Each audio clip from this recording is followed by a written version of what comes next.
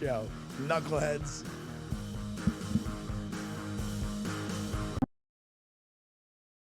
Have by far the highest ceiling out of any team in the league. Elite talent, NBA shot making, versatility, and the best coach in the league in John Shire. They can beat you in multiple ways: half court, full court, running gun, walk it up, and they out execute you, maybe except for that game versus Texas Tech. College basketball today, only on SportsGrid.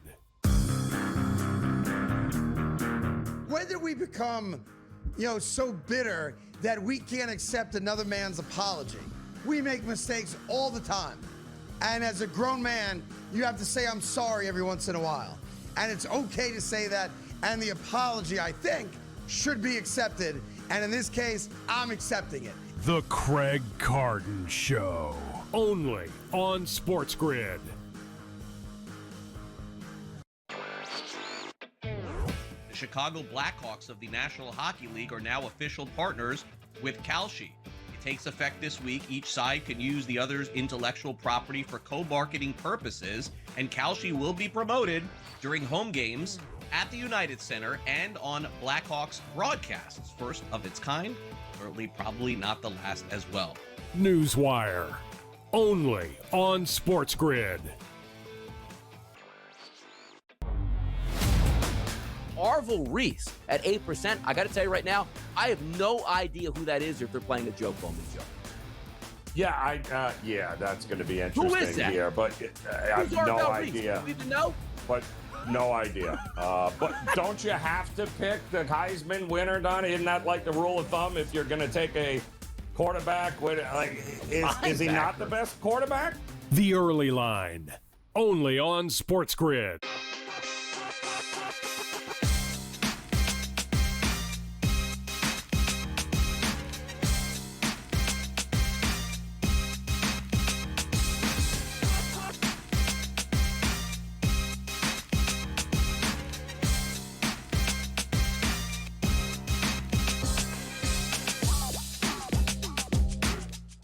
GameTime Decisions is live on SportsGrid. We are here with you on a Wednesday night from the Decisions Desk. Kevin Walsh for the next 2 hours as we have another fantastic night of college basketball to give us the juice that we need here, as 6:30 is when we get our first bit of ranked action. Top 5 Purdue will be playing Iowa at home. I think an opportunity for the Boilermakers to make a statement that they are still a part of the argument for not just best team in the Big Ten, but the best team in college basketball. That is a big number that they lay to a talented Iowa team. The others who make that case for best team in the country, Iowa State, a part of it, they lost last night on the road at Kansas. Well, you right now have Arizona and Michigan, the two teams that certainly power rank as the two best in the country, playing late night here. Arizona, a 21.5-point favorite against Arizona State. Michigan, just a 12.5-point favorite against Washington. The Wolverines, ATS-wise, have been a little streaky this season. Right now in a 2-game losing streak. Interested to see if they snap out of it here on the road against the Huskies. What this college basketball slate will feature as well is late-night superstars. Both A.J. Dybonsa and Cam Boozer tipping off at 11 o'clock Eastern. Not for the faint of heart if you are looking to watch the top two options in the Wooden Award market, but both expected to get big-time wins and have big-time performances. Cam Boozer at Cal with a 23.5 points prop tonight. A.J. Dybonsa home against TCU, checking in with a 22.5 points prop for his matchup against the Horned Frogs here. I think it'll be very interesting to see which one of these two stars loses next, as they both statistically profile to step up each and every night. For BYU, that loss is projected to come sooner than later, as they are at Texas Tech this weekend and could very well be booked as an underdog in that basketball game. In a little bit less than 2 weeks, they'll be at home against Arizona, which is going to be one of the more anticipated games of the January college basketball schedule. For Duke, they are experiencing something different. They did not last year travel out west with the additions of Stanford and Cal into the ACC. They brought both of those teams into their building. Well, they'll make that trip now and play Cal tonight. They play Stanford this weekend. We'll see how Duke can hold up here, which is something we've seen make a big difference. I feel we talk about it a lot. Big Ten college football, right? East going west, west going east here. Little tricky with the college basketball in the ACC, so we will track and follow that undoubtedly on our show tonight. If you are looking to bet the pros, the NBA board starts in Philadelphia with the Sixers and the Cavs getting primetime billing.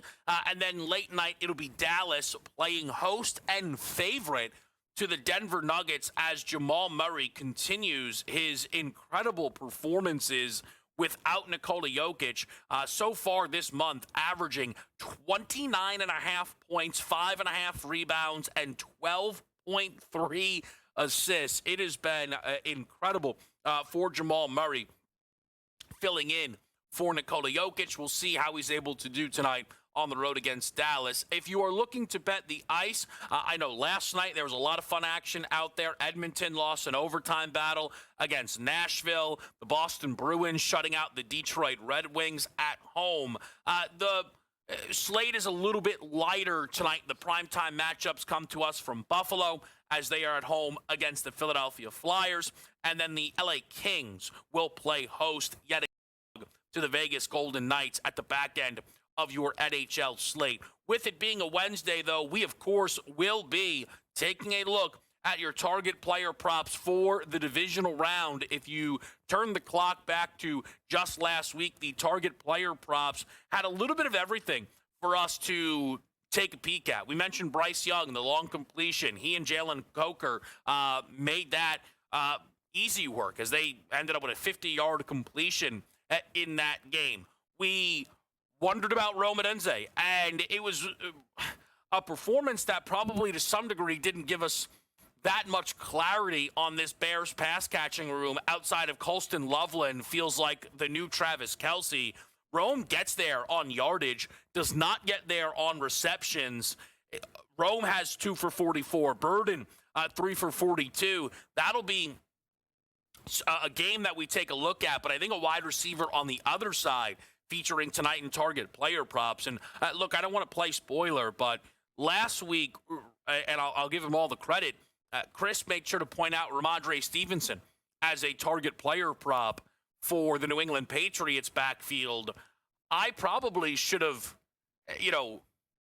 listened to his advice there as someone who locked in on Trevion Henderson in the game. Ramondre Stevenson right now, workload be damned. He's one of the most explosive players in football, which just doesn't sound right, but so far it is. It does beg a lot of questions, though, about Henderson. You have the postseason and a lot of bets and a lot of volume, and you have to react if you are the books. Some of the anticipated Trevion Henderson moves we will talk about here tonight during target player props. Numbers are settling in right now when you look at the NFL's divisional round. Buffalo is pretty much a dog everywhere with their matchup against the Denver Broncos, albeit nothing massive, a 1.5 point number. We've seen that move, though, throughout the week. Last night, we talked with Brady Cannon around the Seahawks and the 49ers and how we had more 7.5s than 7s. Far more 7s now out there in the market. Money certainly hitting the San Francisco side of this football game. We stay full 3 in New England with Houston. A couple of 4s, though, starting to appear on the Los Angeles Rams for what will be the final game of the divisional round as they are on the road against the Chicago Bears. In other NFL news, we are continuing to track the markets around the NFL's head coaching search. I think right now one of the moments, if you will, of showing the importance of these markets was how the prediction markets expected Mike Tomlin to be out as the build-up to that game between Pittsburgh and Houston grew closer, and as that result was finalized, and Mike Tomlin was out. It didn't mean he had to be fired. He stepped away, but Mike Tomlin was out. We spoke at length yesterday around John Harbaugh going above a 50% chance on the prediction markets to become the New York Giants head coach, the first one in any of these markets to get past 50%. Well, that number now up to 74% for John Harbaugh to become the new head coach of the New York Giants. Some were wondering, could we get that news today? While that does not look likely, it is not budged any of these markets here off of putting Harbaugh and the New York Giants as a near inevitability right now inside those spaces. So we will continue to track all of that, the latest around Miami, Pittsburgh, and anything in between. We are going to hit our first break here, though, on a Wednesday night. A little bit later on in our show, we'll talk the Sony Open. The golf is back underway. Cam Stewart will stop by and get us some picks. But let's dive into the college basketball board. Some of the best teams in the country in action. Best bets on those games. Purdue, Iowa, Michigan, Washington, Arizona, Arizona State, right here on SportsGrid.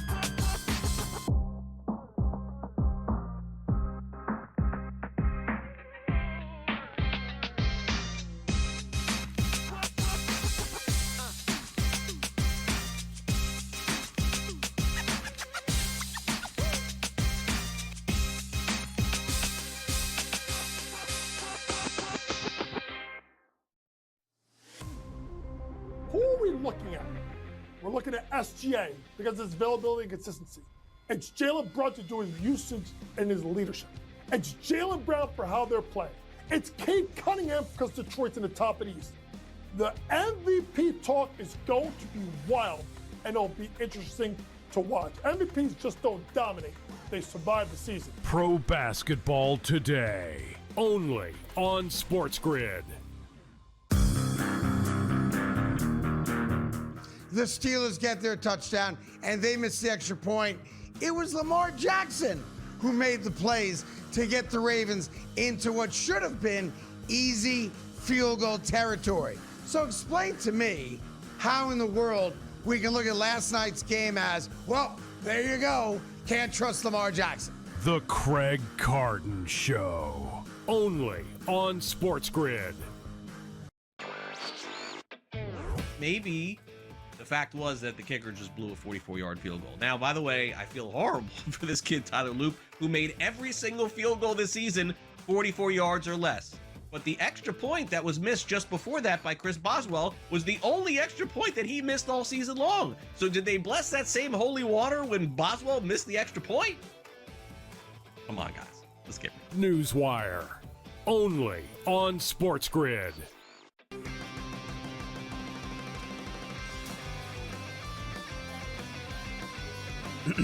Class is in session. Today, let's talk about the teaser. A teaser is a multi-leg bet where you shift the point spread in your favor. You get better numbers, but every selection has to win. It doesn't matter what you bet if you don't have the insights. Tune into SportsGrid and get ahead of the class.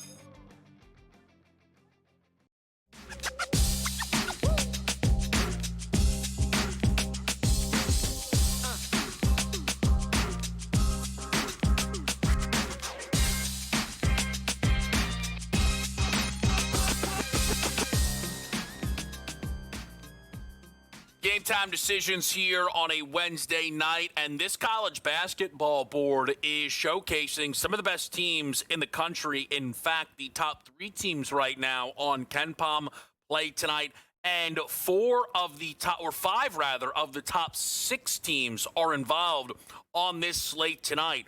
I'll begin quickly with Purdue, Iowa. Not all of my bets tonight, I have 4 college basketball bets, will be inside these big games. Purdue, Iowa is one that I took a hard look at had considered getting involved with the Boilermakers team total over. This is a number that's been climbing a little bit throughout this slate now. We're seeing some 145.5 in the market.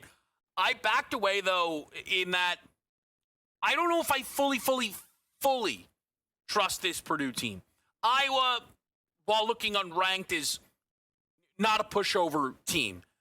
I do wonder how much of Iowa's defensive success is around pace and ability to set up a half-court defense and grind on teams, and how they will actually stack up against an offense tonight like Purdue. I know Iowa played Illinois at home, light number. Illinois gets 75, well through their team total in that basketball game. Purdue could be in for a similar night. I'm not there yet, but I do think this is a really good showcase opportunity for Purdue. I think truly, when you look at the outright markets right now, there's a very clean argument to make on Purdue having value. Your preseason favorite with 6 teams in front of them is probably too many. Even if some of those gaps are slight, should Purdue be $3 back of UConn, but only $2 in front of Vanderbilt? I think those are valid questions right now on Purdue, but I think they'll answer them tonight against Iowa. I think Michigan has questions to answer tonight. For those who are not tapped in to early season Michigan, there were some scares. Yeah, they punished Oakland, but they were nearly upset against Wake Forest, winning that game by 1 in overtime, and then had a tough battle on the road at TCU. It wasn't until this team got to Las Vegas at that players tournament where they made their name. And listen, they kept it going and pummeled teams, but a near upset at Penn State was followed by a legitimate upset at home against Wisconsin. And now they begin a West Coast double up here with Washington and Oregon back to back. This is, I think, for Michigan, and I think for bettors, this is a good stay away game. And I know that people want to get on the board. We're going to bet the next game, I promise. If Michigan loses tonight against Washington, if they don't cover the number, which is obviously more likely, I think they could get on a tear after this game. At Oregon, they'll be locked in as can be, and then they're home for 3 straight, playing Indiana, Ohio State, and Nebraska. All of that before their first meeting this year, which will be on the road in East Lansing against Michigan State.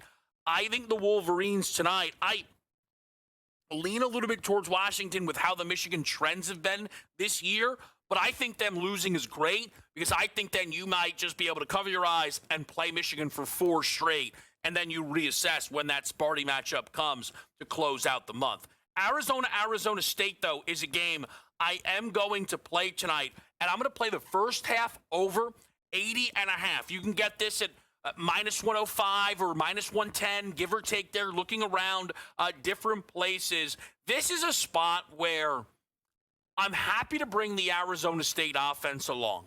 I think this team, who's been playing some up-and-down basketball, you look at the Colorado score, 95-89, BYU, they gave up a zillion, still scored 76. They put 87 up on K-State in a game they only shot 3 of 22 from the line.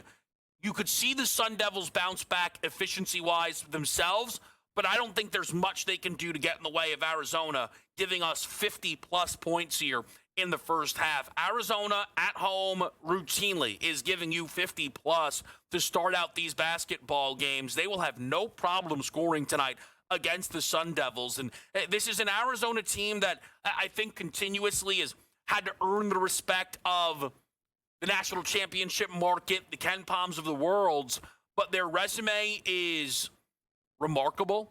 And now entering into Big 12 play, there's going to be a lot of teams that they can punish, but there are still big games ahead. We mentioned BYU, Texas Tech. Later in the year, though, is a gauntlet for this team. Listen to this late season run. Kansas, Texas Tech, BYU, Houston, Baylor, Kansas, Iowa State. I mean, is that the hardest 7-game stretch in college basketball? It very well could be. And that's what Arizona will be up against later on in the season, and I can't wait to watch them play out. Now, I mentioned that this slate features some of the other best teams via KenPom. Number 13, Illinois, is seen as one of the 6 best teams in the country. We'll see what they have for Northwestern, who's going to be feisty. Martellini, one of the leading scorers, or actually right now the leading scorer in college basketball, as the Wildcats will look to grab what would be their first Big Ten victory. It's tough because Northwestern feels better than what would be 0-6 in the Big Ten, but are they good enough to knock off the Illini? Not so sure. And then Vanderbilt, maybe the single biggest surprise in college basketball this season, an unbeaten team who right now holds the 10th spot in the AP poll, holds the 5th spot on KenPom. Their victory against Alabama certainly made a statement. They'll look to make another one here on the road in the SEC, though the money is coming in and telling a story on Texas.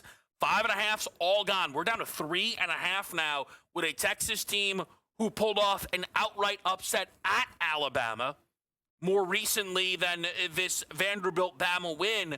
So Texas going to look to make a statement again here tonight at the expense of the Commodores. Excited to watch it play out. From those games featuring the top teams, I really do like the numbers that we're getting, though, for the first half over Arizona State.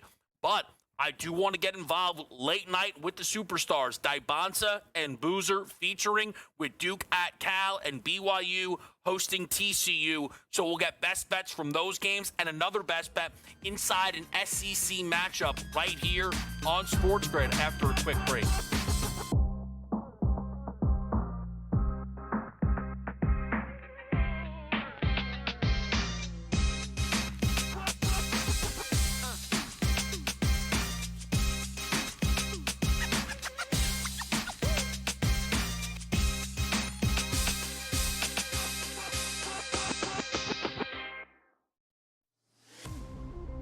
Who are we looking at? We're looking at SGA because of his availability and consistency. It's Jalen Brown to do his usage and his leadership. It's Jaylen Brown for how they're playing. It's Cade Cunningham because Detroit's in the top of the East. The MVP talk is going to be wild, and it'll be interesting to watch. MVPs just don't dominate. They survive the season. Pro basketball today, only on SportsGrid. The Steelers get their touchdown, and they miss the extra point.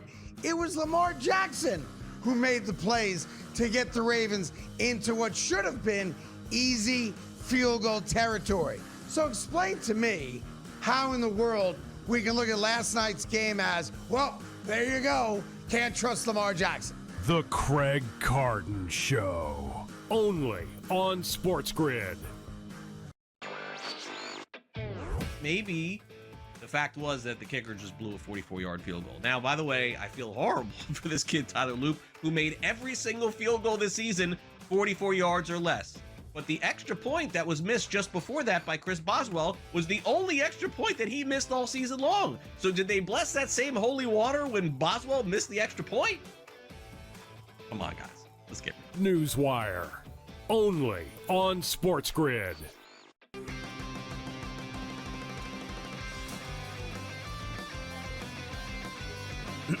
Class is in session. Today, let's talk about the teaser. A teaser is a multi-leg bet where you shift the point spread in your favor. You get better numbers, but every selection has to win.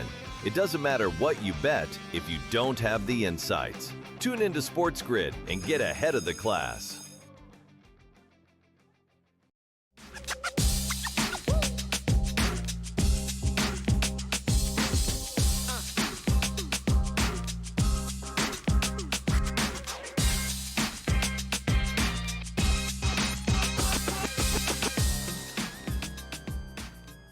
Game time decisions here on SportsGrid. Before we get to your superstars in the SEC at 7 o'clock, we've got Georgia against Ole Miss, a Rebs team who is disappointing a little bit early season, sitting 9-7 overall. The out-of-conference stretch did not go well. Those 4 straight losses, Iowa, Utah, Miami, and St. John's. especially that Utah loss. Again, Iowa St. John's, and the Canes are having themselves a really good season. Got them wrong last night. Thought Notre Dame would be able to cover the 5.5, tied game at the break. Listen, it happens, but the out-of-conference stuff's been bad for Ole Miss. I do think, though, as we get into SEC play, they'll start to settle in a little bit more, and I just stylistically think this matches up well for Ole Miss. Georgia, one of the fastest teams in college basketball. At that pace, Ole Miss may just be able to find baskets a little bit easier, get out in transition and run, or they slow this down to their tempo and make Georgia feel a little uncomfortable. This number's up to 11.5 in some spots at -118. I think the 10.5s at -102, obviously just as fine, but this is a spot to take double digits here with the Rebs. I think to hang with Georgia could look very similar to what we saw last night with Tennessee and Texas A&M. Texas A&M catching double digits. Looked like they were going to pull off the upset. They lose it in double overtime, but they covered for 100% of that basketball game. I think something similar is in line here tonight for Ole Miss. So I'm going to take those points with the Rebs going up against the Georgia Bulldogs on the road. So Cal against Duke. You look at this spot here, and I think it's totally fine to blind fade the Blue Devils. They are off to a very uninspiring start against the number in the ACC. While straight up, everything is brilliant. The one cover they have is a close to pick 'em line on the road at Louisville, where they actually were down nearly double digits at the end of that opening half. They had a just dominant second half. Boozer 27, 4-8 was fantastic, or 8-4, I should say, but they didn't cover against SMU. They didn't cover against Florida State. They didn't cover against Georgia Tech. I'll take that, though. I'll take that to suggest we can get a close enough basketball game to make sure that Cam Boozer plays his typical 36-plus minutes within this basketball game and get through a points rebounds prop for those who can bet college basketball player props of 32.5. He's in a clear bounce-back spot on the rebounds. He's had 3 straight games without double-digit boards. That is the longest stretch this season. He did not have another stretch of more than 2 straight prior to this 3-stretch straight streak. And now the points come along as well. Boozer's off of a game where he didn't have 20. There's only been one instance he's gone this year with consecutive games without 20 points. You see the points prop tonight, of course, 23.5. It's big time. This feels like a game where you could very easily get 25 and 12 out of Boozer, comfortably getting through a 32.5 points plus rebounds prop. I feel really good about it. Of all of these bets on the board tonight, though, my favorite, if I could only bet one, would be TCU plus 13.5 against BYU. Stylistically, TCU profiles as a group that can give the Cougars some trouble. If you take a look at the BYU resume this season, as they've entered into Big 12 play, Utah can't guard, Arizona State can't guard, Kansas State can't guard. And then they were, really easing themselves into Big 12 play. You see Riverside, Abilene Christian, Eastern Washington. Well, you look at Clemson, who is much similar to TCU when we talk about defensive abilities. That was a 3-point basketball game, right? You think about Connecticut. Obviously, that's a much higher level, but they, for a stretch, were dominating BYU until that game got closer, right? Miami can guard. That was a 10-point basketball game. So for me, and again, it's not even Dayton, who ranks actually as a top 30 defense, despite overall not being a great basketball team, only lost by 4 to BYU. This TCU team right now, ranking top 25 in defensive efficiency, I really think can rattle the cage a little bit of the Cougars despite being on the road. I really like this opportunity. TCU, 2 straight losses, overtime at Fog Allen, home against Arizona. No shame in either one of those results. I think TCU is within the number tonight against BYU, and that's how I'm going to play the college basketball board. I think it's a really fun slate, a lot of fun games. Excited to see what Arkansas has at home against South Carolina. Does JT Toppin go for a 30 spot against Utah? Stanford against North Carolina out west, another one of those matchups. We'll follow it all, but let's start talking some football, some divisional round. Your target player props are next.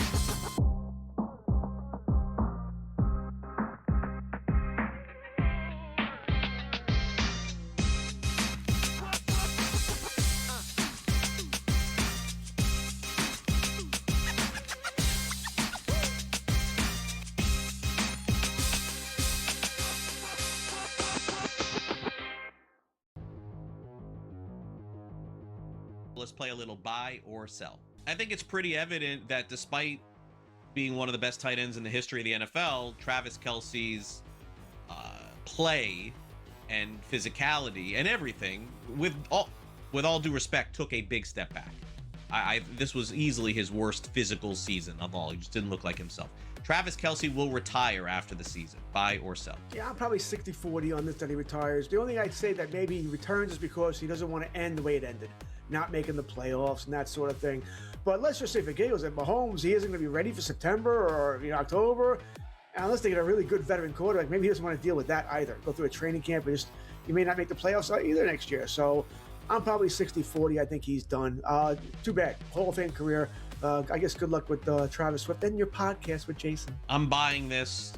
Andy Reid addressing this question this week. Why? He could have just deferred and said, I don't know, we'll see. Fully answered the question about this him maybe being his last game. What does that tell you? He knows. Everybody knows. I'm not 60-40, 90-10. I'm on buy.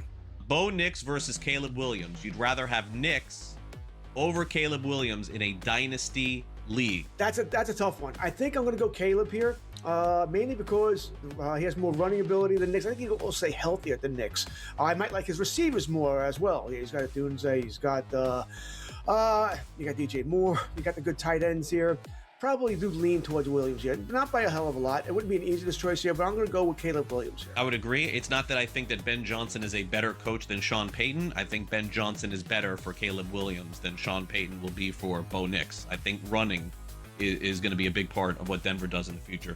So there you go. I'll sell. Fantasy Sports Today. Friday, starting at 3 p.m. Only on SportsGrid.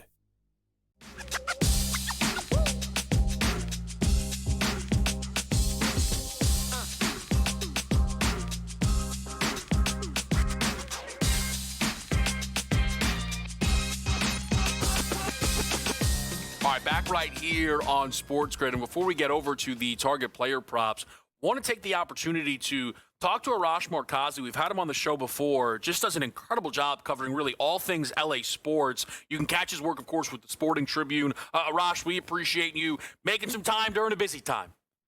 Thank you so much for having me. So I want to start with the Los Angeles Rams as they find themselves in a spot. You know, they figured, right, they're going to be traveling, of course, in the second round, going to Chicago, right? Like, I know they've had some issues in Philly, but, gosh, Philly sounds like the Bahamas compared to Chicago when we're talking about January football here. Do you get a sense just from covering this football team how they are preparing themselves and that offense to travel to the elements? Yeah, I mean, they're saying all the right things. I mean, we were at practice today, and you're 100% right. I mean, you know, when you look at the temperatures for that Sunday night game, I think it's significant that it's a Sunday night game. You know, 6 degrees temperature, but with the wind chill factor and all that, it's going to feel like it's below zero. No snow, though. You know, I mean, that I guess that would be the one difference between this year and last year in Philadelphia. The snow was really coming down in the second half. But, you know, how that will affect a offense that really relies on the passing game with Puka Nacua and Devontae Adams. I think the one positive, if you're going to look at one for the Rams, is that Matthew Stafford is prepared to play in Chicago in the cold. Again, yeah, I know Detroit was obviously in a dome, but, you know, when he went to Chicago, when he went to Green Bay, when he was playing in that conference, in that division, he certainly knows how to do that. You know, how his teammates will fare, that's a different question. But listen, this is what the Rams get. You know, when you blow a 16-point lead within a couple of minutes late and you lose the division, you lose the number one seed, you got to go on the road to Chicago now. Yeah, it's not going to be easy, but they are set up as the favorites, and the expectations are big for this team, Arash. And I was actually talking to some people. There's a lot made about the pressure on Buffalo because of Josh Allen and who he has to go up against. And I'm not saying that that's not real. I think Los Angeles may have even more pressure on them because Josh Allen's supposed to be the quarterback for the Bills for at least another 7-8 years. Yeah. Matthew Stafford had a ton of questions this offseason about what that was going to be. Sean McVay, unless I made this up, and I don't think I did, he's looked at his eye at the TV business once or twice a few years back. Am I wrong to say that the Rams have actually more pressure than anybody else to get the job done this year than what they have? They know more than most teams how short that window is. I mean, when you look at them winning the Super Bowl, that following year, Kevin, was one of the worst Super Bowl, the year following a Super Bowl win that this team has had. So they know how short that window is. And again, when you have a Matthew Stafford, and again, I talked to Matthew following their last regular season game of the season. I said, what was your personal goals this season? And he famously said, it was just to make it to week 1. I mean, there was a real shot that he wasn't going to play this season. Didn't practice during training camp, didn't play in the preseason. His back was a mess. The fact that he's had his most successful season is really a testament to, the hard work that he put into it. But there's no one who's saying that this is going to last for the next couple of years. So they do have a window of time here. And that's why that loss to Seattle, and I keep going back to it because the team keeps going back to it, and why they're really hoping for, by the way, Kevin, that this does, that they find a way to win, that Seattle finds a way to win, and they get that rematch that they really want. But this is why this is a big game, because if they lose this game, you're 100% right. Could Stafford decide that that's it for me? Does Sean McVay say, hey, listen, I've had a great career? He has looked at TV.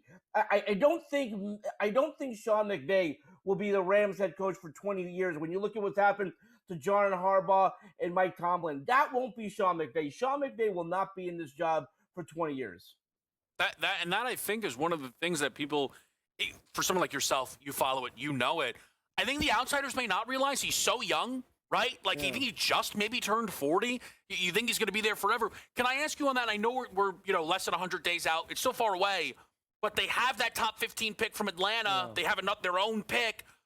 Do you think this team will be looking to draft quarterback come April?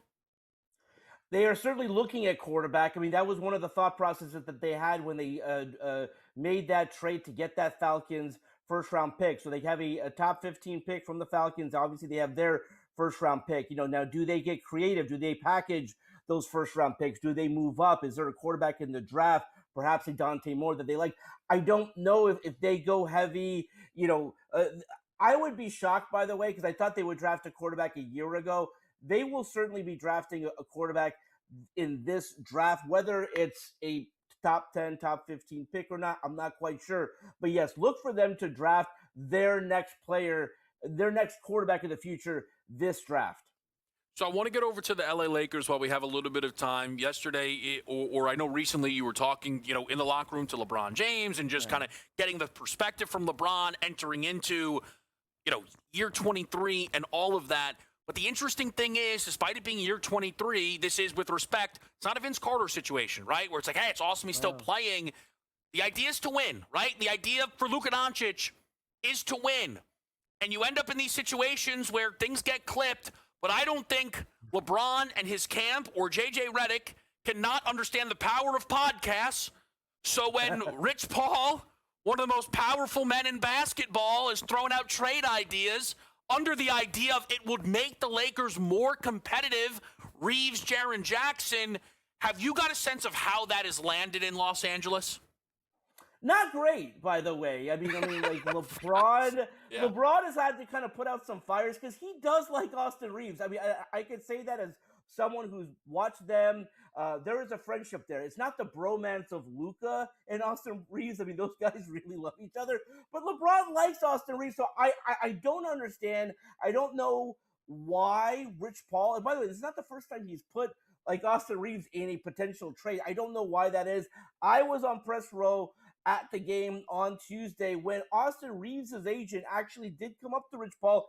They talked, and obviously I didn't hear what they said, but apparently it was in relation to the comments he made on his podcast. And by the way, kudos to him if he wants to have his podcast, but like, you're putting your client, your best friend LeBron, in a very difficult position here. So it's hurting the vibes of this team, Kevin, as they say. This is not a championship team, and we've talked about this.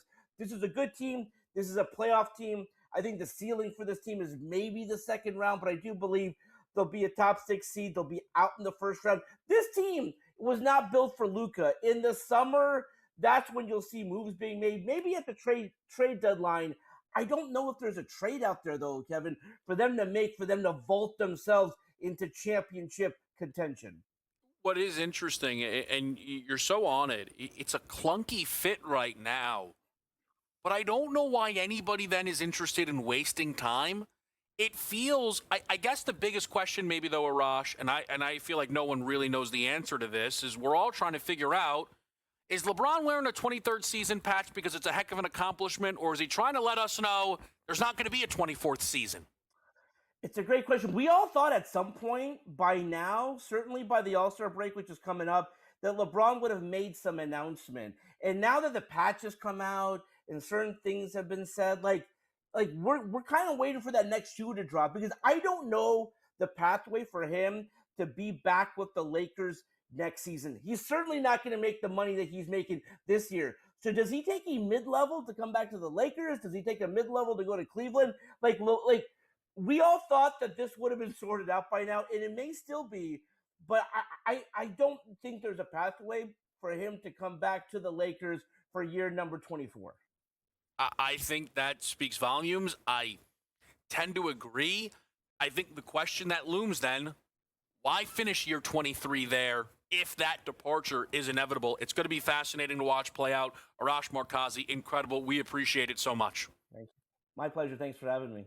Again, you can make sure you find him on Twitter at Arash Markazi. Everything he does over at the Sporting Tribune, it is fantastic. If you are a fan of not just LA sports, but sports, it'll keep you up to date on some of the biggest stories going on. We're going to get into your target player props with Tom Vecchio after the break right here on SportsGrid.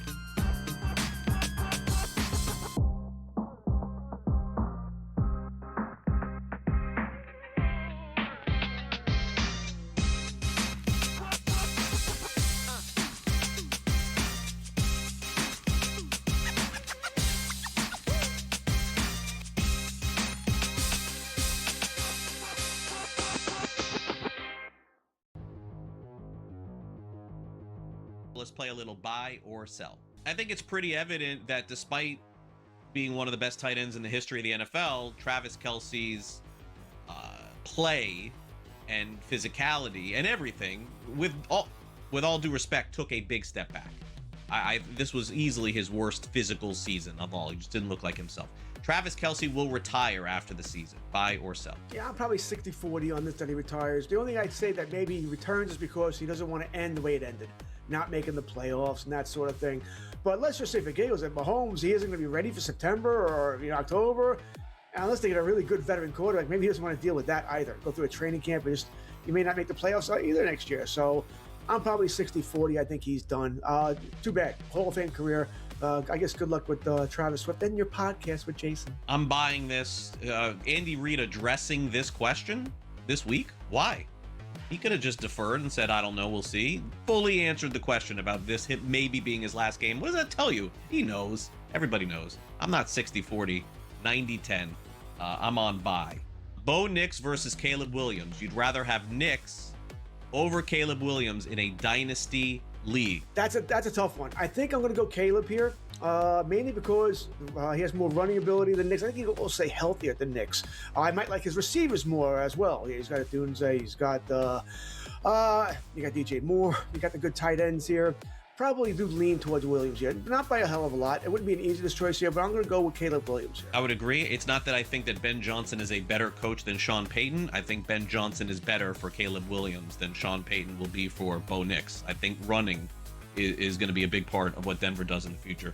So there you go. I'll sell. Fantasy Sports Today. Friday, starting at 3 p.m. Only on SportsGrid.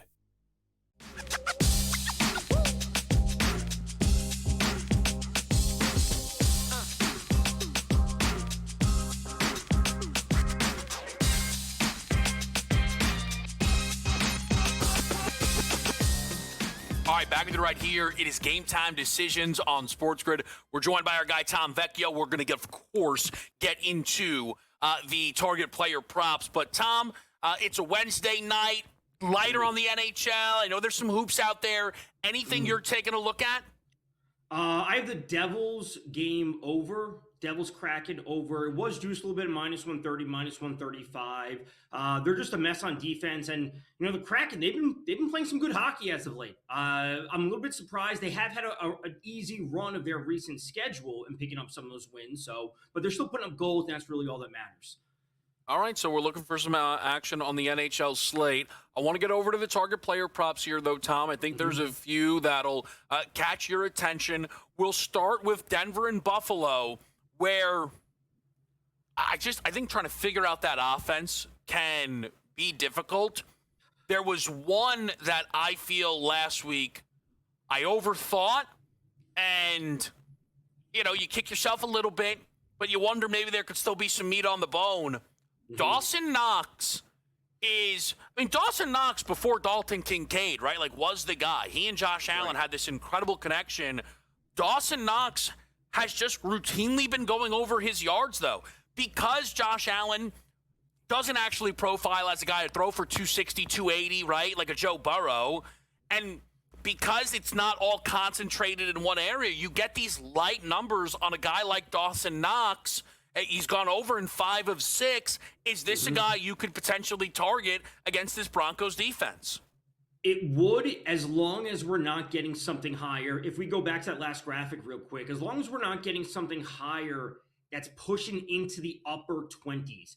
Mid-20s and below, like that 21 number we got last week, I don't know if it'll be right around there. But really, when you come to the target distribution is what you're essentially talking about. And we got a pretty good glimpse of it last week. And, Khalil Shakir really did take a step forward. But when you look at what we saw from them, and this has really been the calling card for the Bills all season, they can have 5 or 6 guys all get targets, all get catches, but they're all below a 20% target share. And I like Dawson Knox, but I'm also concerned about how many bites at the apple he'll have. He's not going to have 7 or 8 targets. He may only have 3 targets. So he really needs to be able to get this done in 3 or maybe 4 targets, which means 2 or 3 catches. So I like the role that he has, certainly, but we are dealing with a limited capacity to get there.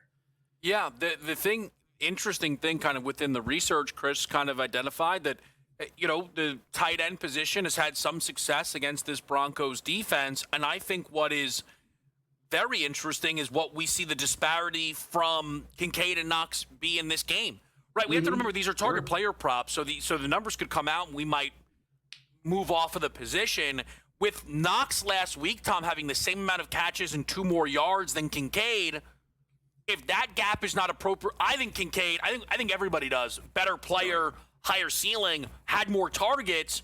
If those are, again, I'm throwing them out there. If Knox is 25.5 and Kincaid's 32.5, Kincaid becomes a massive target then probably in the matchup. Right, and I know what you're saying, where it's like the role doesn't necessarily always reflect when it comes to the actual number that we're getting. And the public perception of Kincaid is that he is the better tight end, the better pass-catching tight end. But if that's not realized in the prop number, or it is realized in a way that we're not expecting, then we have to be able to pivot off of that, essentially.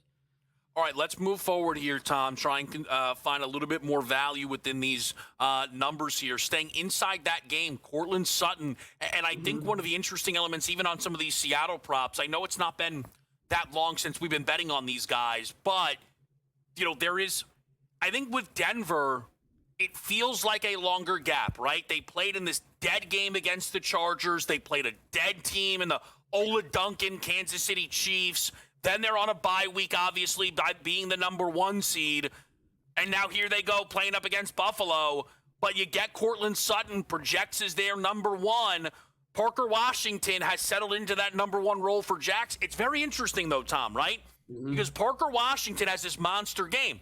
He is the number 1 in Jacksonville, but he's a different kind of number 1 than Courtland Sutton. So how do you feel about Sutton against the Bills? Right. So that is, to your point, it's a difference of like an outside receiver compared to Parker Washington playing out of the slot, just a different physical body type of how he's utilized in the offense.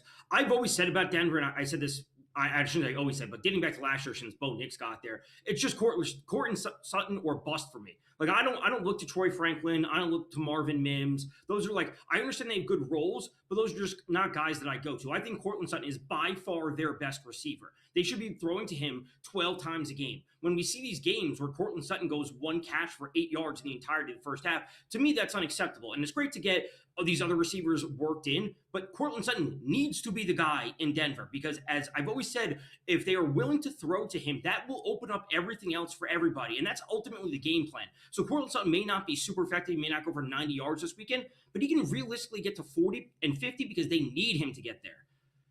All right, so let me ask you about some of the options within Seattle and San Francisco.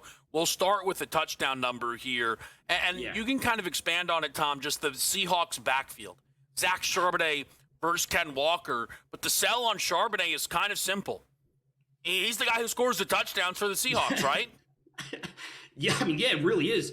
Much to the chagrin of, Ken Walker fantasy owners throughout the season, but they get inside the 10 or 5 yard line and they just give to Zach Charbonnet. And I will say, if we are getting both of these at a good plus money, which I assume they will be, I don't think Ken Walker is going to be listed at minus 110, but if we get Walker and Charbonnet at plus 120 and plus 145, I will honestly play both of them. It's something that Donnie and I always talk about. You play both of them and you just need one of them to score, and then you're just net positive. Yeah. So let me get this one in here because we only have a little bit of time. But Kittle out, Jake Tonja steps up to the plate here. I don't know if the books will be able to set these numbers high enough because look, he doesn't produce at a Kittle level, but he doesn't. He produces, I would say, more than replacement level, Tom. Sure. So throughout the entirety of the season, Ton just ran 230 routes compared to Kittle at 290. But obviously, the majority of this came through the first handful of weeks where he got 3-5, 3-5, 11, and 7 targets. So they utilize him the same way. He's obviously not the same skill set as George Kittle, but Shanahan's willing to throw him out there, throw him the ball, and they give it to him. Yeah. All right. We're going to take a quick break here on Game Time decisions. We'll come back. We'll hit a few more of these options here, looking at the divisional round with the help of Tom Vecchio. It's Game Time Decisions. We're live on SportsGrid.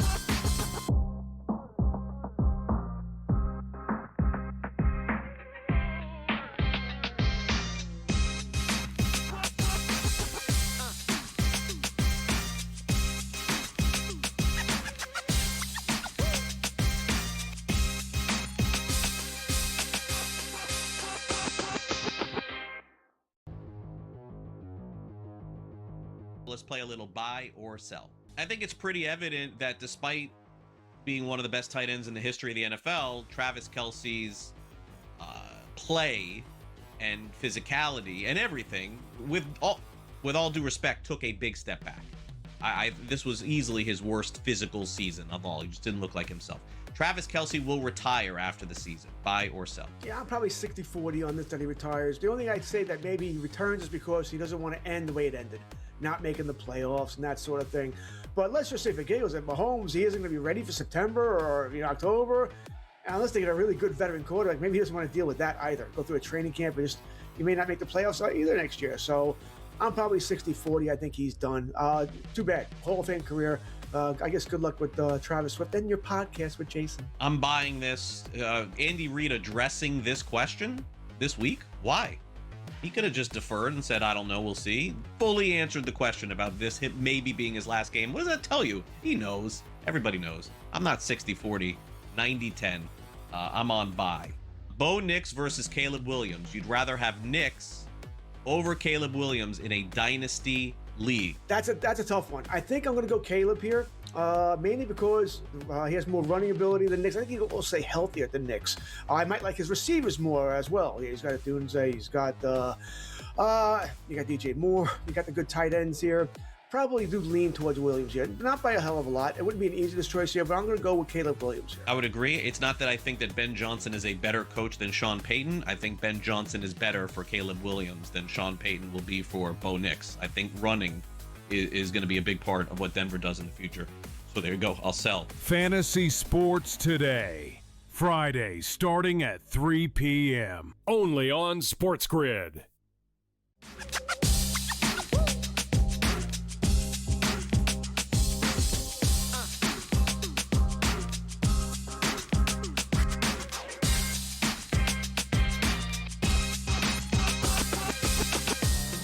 Okay, 2 more target player props to talk about with our guy Tom Vecchio.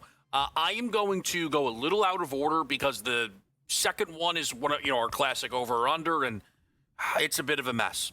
So the more straightforward one, Tom, is I think Devontae Adams for a touchdown is a target. But you might disagree. I was surprised when they went for the inside the 5-yard line Puka Nacua scripted touchdown that ended up actually being a rush, which was a little hilarious. But the workload by the end of that game for Devontae Adams tied a season high in targets. He still led the NFL in receiving touchdowns despite the games missed. I think you'll see a lighter number here against the Bears, and I think Devontae is more than live to score in this game against Chicago, who allowed 4 different Packers wide receivers to score in the wild card round. I mean, short answer is yes, but the secondary answer would be like, depends on the price, right? That's something that we always talk about. You know, I don't have it in front of me, but if I looked at his catch rate over expectation, it's probably in the negative because of like an objectively bad performance based on the volume that he got. So if we're getting a minus 110 number on Devontae Adams, probably not. I think he'll score. I just don't love that number. You know, if I got a plus 115 or better, sign me up, because the defense is not an issue at all. It's just a matter of like him actually catching the ball, which I think he'll do. For me, I would be fine with a minus number, because last week's number, Tom, was about around minus 145 at times. So, like, that number was out of bounds. If you have a boost or a promo, I would throw it on that. Yeah. All right. So this last one here. Gosh, Trevion Henderson. I don't know, man. I thought we were through this. But here's the thing. I can't get mad at them for the usage on Ramondre, because he's just looked great. And Ramondre last week was actually a target player prop. And Ramondre could be a target again. But you know, the Trevion Henderson, I cheated a little bit. The Trevion numbers, Tom, are on the move the other direction in a massive way. Yet, again, when you put them side by side, he and Ramondre's stats, they should be on the move. Mm-hmm. What do you do with the Pats' backfield? It's really tough. And, you know, in retrospect, I almost want to look back and be like, I should have seen this coming, and been like, he's a rookie running back in a home game with, I'm not going to say an old school head coach, but more of a traditional head coach, where it's just like, hey, if it's not working, we're just going to give the guy the ball who is working, and that was Ramondre. And Ramondre was great in the pass game. He had that one super long reception, which got him out of the end zone, essentially. So that worked. So to see Trevion Henderson's number moving, as you said, like you thought we were past this, like we should have been past this. Like, I think he is the better back, but I don't want to say that Vrabel is stubborn and they're just going to give Ramondre the ball. But if that's working, it's the playoffs, and that's what's working. And Ramondre with the rushing plus receiving, I don't think I've ever said that for Ramondre Stevenson. That actually might be viable. The one thing that makes me hold out hope for Trevion Henderson is the end of game reps went to him. And I don't think that was get the rookie going. I think they know that one of these running backs is a fumble risk, and the other one is named Trevion Henderson. Can I sell you on a longest rush? Because the home run potential for Henderson is there.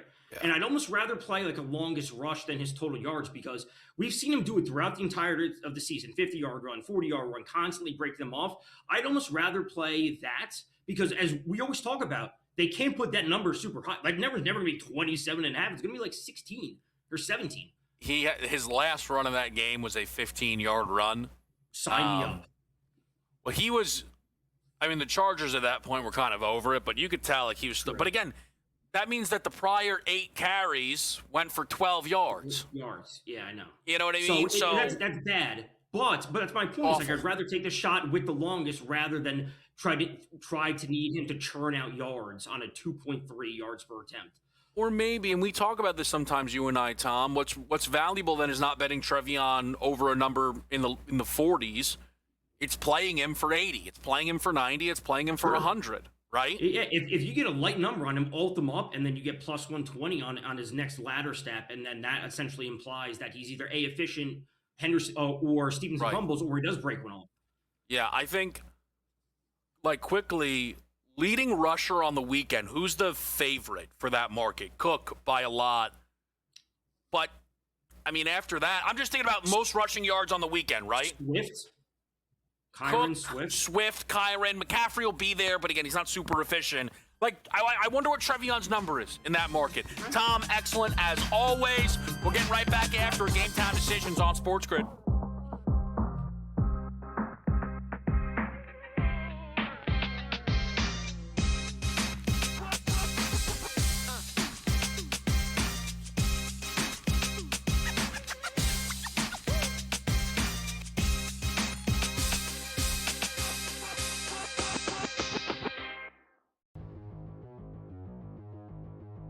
let's play a little buy or sell. I think it's pretty evident that despite being one of the best tight ends in the history of the NFL, Travis Kelce's play and physicality and everything, with all due respect, took a big step back.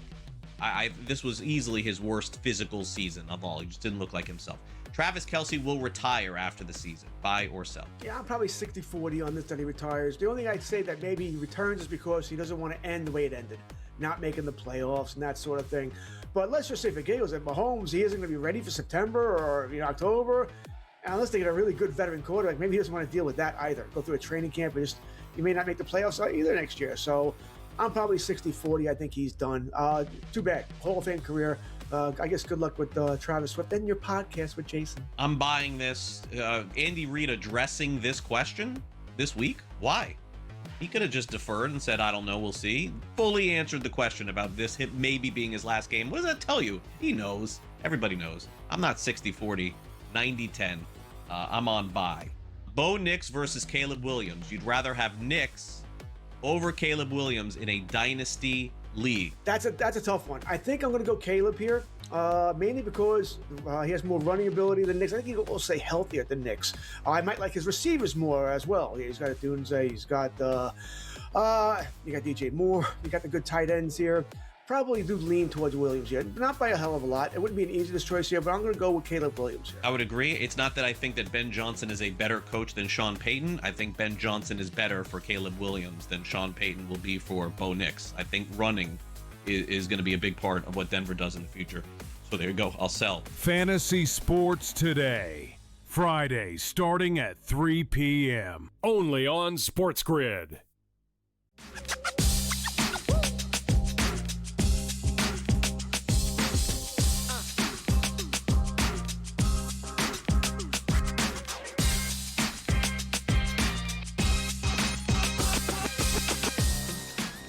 Decisions here on SportsGrid, and an excellent opportunity to bring in NFL insider Adam Kaplan with so much going on in the news with 9 different head coach openings. Cap, I am sure this will kind of come a little fast and furious here.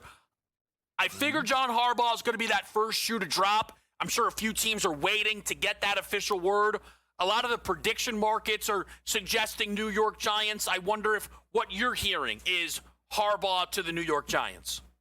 Well, listen, just to understand, you got to go through the process.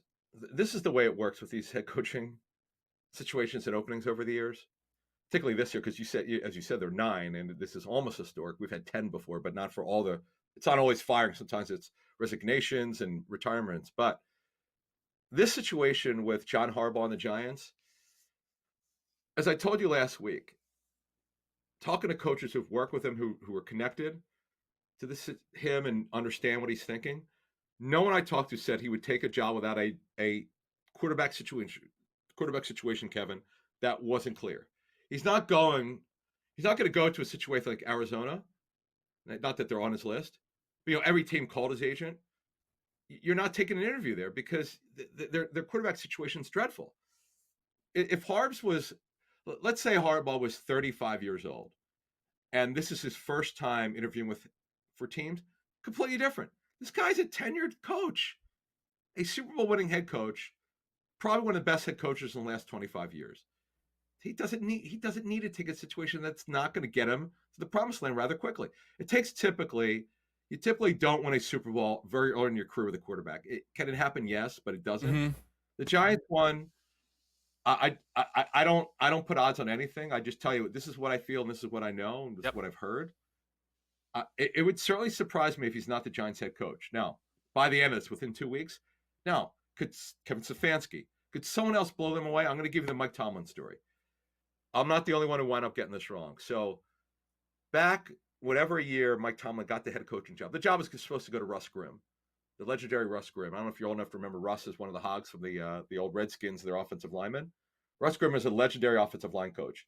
He was by far the favorite inside their building. I could tell you that because I talked to like 10 people there. Something happened in his second interview. The next day, a guy that no one ever heard of blew them away in Mike Tomlin.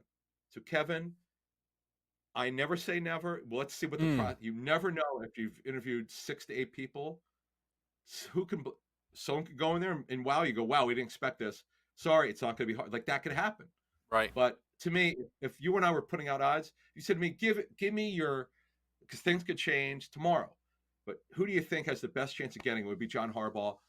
Quarterback standpoint, stable ownership. Stable ownership. They once were great. They need to be reinvigorated, and Harbs is the guy to do it. Now, let me go to the Pittsburgh side of it then, because I keep assuming they're going to look for a head coach who is on the younger side, because that's what they've hired before. They want to give themselves the chance to keep this coach forever. But maybe that's coincidental. Maybe they're not going to limit themselves to that pool. Have you heard anything out of Pittsburgh about what they're looking for to replace Mike Tomlin? All right, it's going to have to be a couple things. Chris Shula, I'm told, is on their list. The brilliant Rams defensive coordinator, who's, I mean, really, he's kind of come out of nowhere and just done a phenomenal job. He's a pretty young guy, and obviously you know about his grandfather. So when you look at the situation with the Steelers, they want somebody who believes in the run game. You got to win with defense of the run game. The passing game is secondary. It doesn't mean they won't spend a first-round pick on their quarterback this year. That has nothing to do with it. They want someone who believes in the running game and defense. If you don't believe in the running game, you will not be the head coach. Trust me on this. Take it to the bank, and I'll let you cash the check. You got to believe in the running game. It will never work in their building. We'll never hire anyone who wants to be pass-heavy. It just doesn't work. That's why Arthur Smith got the job under Mike Tomlin. Everyone in that building knows. And Chris Shula with defensive background. Now, and it could be another young guy. That guy has got to believe that they could have a run game that's sustaining. And yes, they have to figure out who the starting running back is going to be in the future. Kenny Gainwell was unbelievable this season. He's not a starting running back. Who knew he would lead them in receiving? Yeah. But it starts with the run game. And that's what's going to happen. 100%. So you mentioned Gainwell. You knew at some point I was going to ask you about the Philadelphia Eagles offensive coordinator job. Yeah. Man, there's a lot of different ways we can go. I guess I'll start with probably what people are most interested in, which is the names that Philadelphia is considering to replace Kevin Patullo. Have you heard any early favorites for the job, Cap? No favorites yet. But here's what they're going to do. They're going to look for a veteran offense coordinator who's called plays before. It doesn't mean some of the young guys won't be on their list, but they tried with Kevin Patullo. Remember, 2 out of the last 3 coordinators there have been fired. Brian Johnson had called plays at the University of Florida, actually two schools. Actually coached Kyle Pitts at University of Florida, but he never called plays in the NFL. And it didn't work. Kevin Patullo did not work, obviously. He's a really good assistant, just not a coordinator. It didn't work. My understanding is that they prefer someone with experience, and that's what we're going to look at. Now, it could be a Todd Monken. Todd Monken has done a phenomenal job. This season, I don't blame on Todd Monken with the Ravens. I don't know Todd Monken. I just know for people who work with him, he's phenomenal. Lamar Jackson's been an MVP under him. He's also had another great year. Here's what the Eagles would love about Todd Monken. He could run any scheme you want. Do you know what he did with in Tampa Bay with Ryan Fitzpatrick? He can run 12 personnel, 11 personnel, 21, 22, 13, anything you want. Derrick Henry, by the way, has been phenomenal. Has been reborn under Todd Monken. Todd Monken is a disciplinarian. He'd be a great, great guy. Cliff Kingsbury, the reason why he didn't get they were going to hire him a couple years ago, I'm told, but Cliff wanted to bring in kind of his own staff. Eagles were not on board with that. Now, if Cliff is willing to sort of maybe not want all of his guys to be on his staff, if the Eagles would call him again, that's a different story. That's why he didn't get the job. The Eagles wanted to hire him. It just, Cliff has his own way. And you saw he was let go by Dan Quinn, but Cliff did a phenomenal job with Washington. It's just that Dan Quinn, I'm told, is not on board at all with Kingsbury. They just didn't see the offense the same way. That's okay. That happens. But the Eagles are trying to get this thing solved. I know you as an Eagles fan.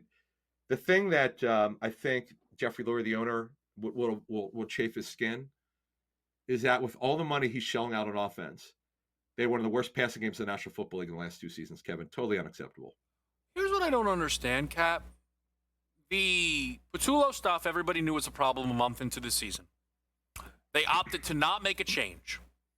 That decision then, in my eyes, falls on more than Patullo. The decision to just let it happen, I'm a little surprised that there is not more ownership of the situation from Howie Roseman, that it is Nick Sirianni who puts out the statement, that seemingly Sirianni is going to keep Kevin Patullo in the building. Are the Eagles not afraid they're going to run into the same exact situation, that they're going to hire an offensive coordinator, be successful, and then lose that coordinator and go back to square one? No, Patullo's the reason why, if he does stay, it's simply because he's close to Sirianni. It could be from he could have a low level, but remember, Patullo's getting paid still. He could have a different, he's not going to have much to do with the offense. It's from a management standpoint, from game to game. There's certain things, responsibilities that a head coach could hand off to a passing game coordinator or a chief of staff. It has nothing to do with who they're going to hire. But what I want to go kind of where you're going here, though. What Nick has got to do is, for the first time in his career, give up his scheme, the system. Let the new guy, every play call that's been there has had to run Nick's scheme. Okay? It hasn't worked. Yes, they won the Super Bowl. They won the Super Bowl 2 years ago because of the run game and the defense. It had nothing to do with their pass game, period, end of story. Nick's got to give it up. It's going to be fascinating to see who they ultimately decide to go with. There's a lot of interesting options out there, certainly. Cap, we appreciate it. I am sure we will check it again throughout the week here on Game Time Decisions. We'll be right back here on SportsGrid.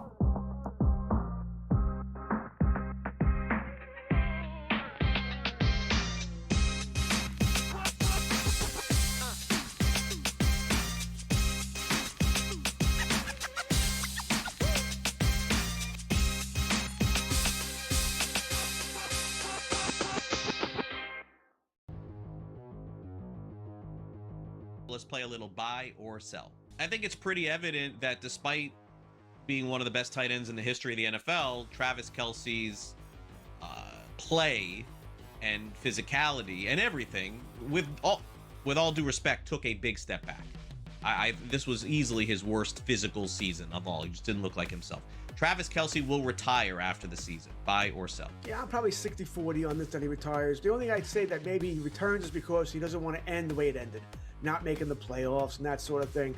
But let's just say for Giggles, at Mahomes, he isn't going to be ready for September or October, unless they get a really good veteran quarterback. Maybe he doesn't want to deal with that either. Go through a training camp, and he may not make the playoffs either next year. So I'm probably 60-40. I think he's done. Too bad. Hall of Fame career. I guess good luck with Travis Swift and your podcast with Jason. I'm buying this. Andy Reid addressing this question this week. Why? He could have just deferred and said, I don't know, we'll see. Fully answered the question about this maybe being his last game. What does that tell you? He knows. Everybody knows. I'm not 60-40, 90-10. I'm on buy. Bo Nix versus Caleb Williams. You'd rather have Nix over Caleb Williams in a dynasty league. That's a tough one. I think I'm going to go Caleb here, mainly because he has more running ability than Nix. I think he'll also stay healthier than Nix. I might like his receivers more as well. He's got Dunze, he's got you got DJ Moore, you got the good tight ends here. Probably do lean towards Williams here. Not by a hell of a lot. It wouldn't be an easiest choice here, but I'm going to go with Caleb Williams here. I would agree. It's not that I think that Ben Johnson is a better coach than Sean Payton. I think Ben Johnson is better for Caleb Williams than Sean Payton will be for Bo Nix. I think running is going to be a big part of what Denver does in the future. So there you go. I'll sell. Fantasy Sports Today. Friday, starting at 3 p.m. Only on SportsGrid.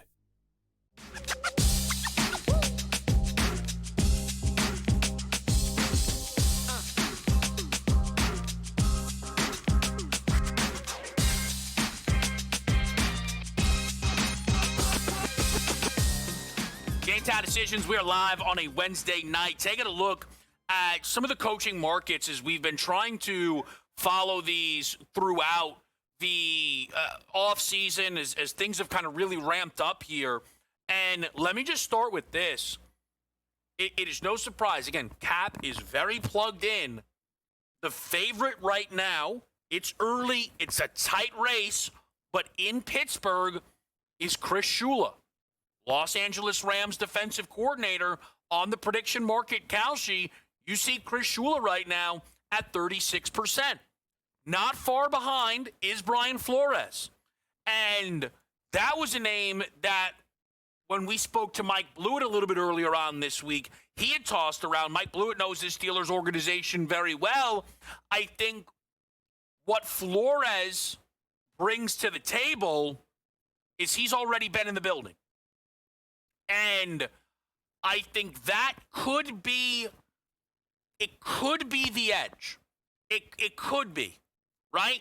Is he went to Pittsburgh in that in-between, was there for a full year before becoming the defensive coordinator for Minnesota. I think when you realize that Mike Tomlin stepped away, which I think I think it was I don't think the Steelers are crying themselves to sleep that he stepped away, but I don't think they were gung-ho about firing him or anything of the nature.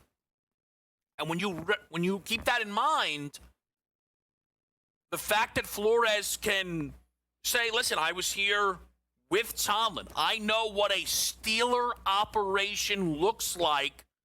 A team, again, a lot of things suggest they're looking defense first. Cap just told us that it does feel like Shula and Flores are the guys to be looking at.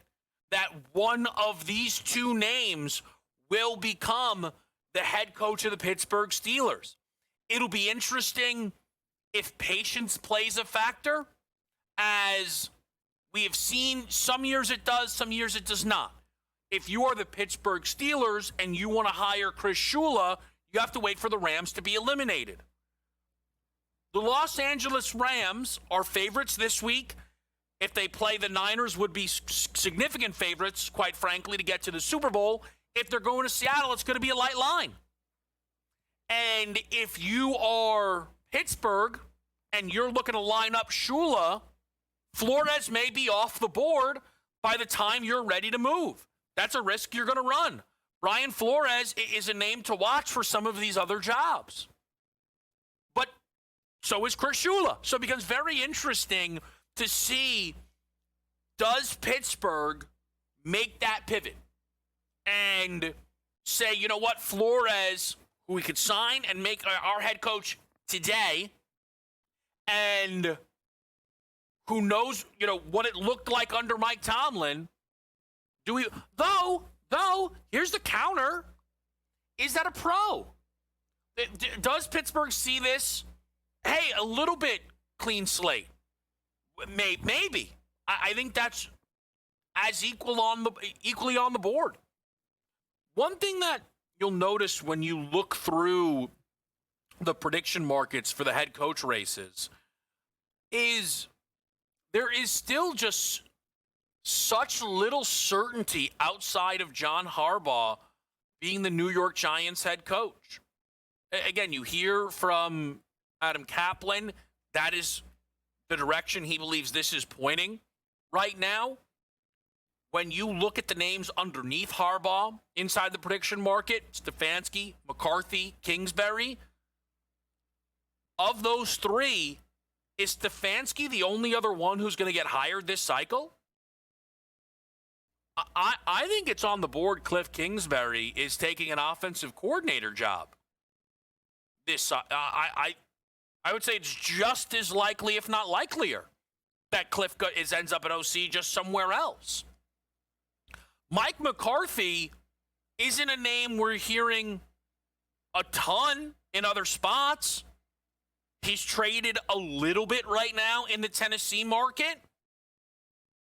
Does Atlanta have any interest? It doesn't read that way. Is Arizona desperate?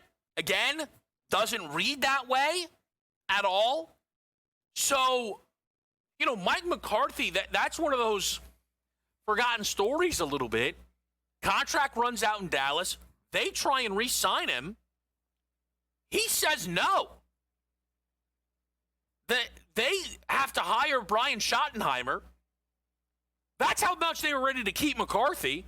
They just upgraded his offensive coordinator. Right? And McCarthy doesn't get a job last cycle. And again, I'm looking around now. None of these seats right now seem to have his name on it, which is a very interesting one. again, I do think Harbaugh getting the job with the Giants could lead to quicker announcements in Atlanta and Tennessee.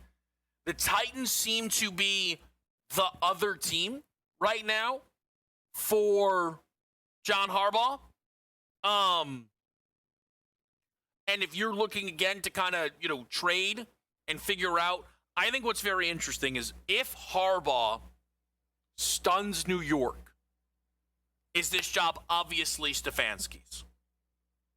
I think that's on the board.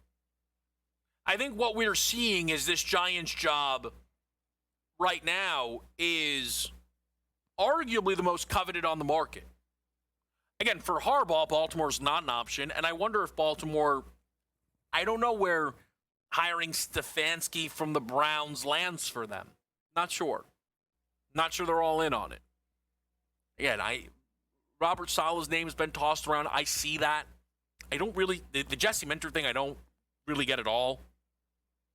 Why are you hiring a Harbaugh disciple after firing a Harbaugh? Can't figure it out. Cannot figure it out.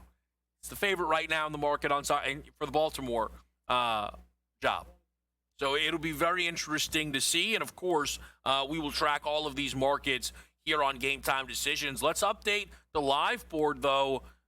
Might have an upset brewing in the SEC. We'll talk about it on the other side.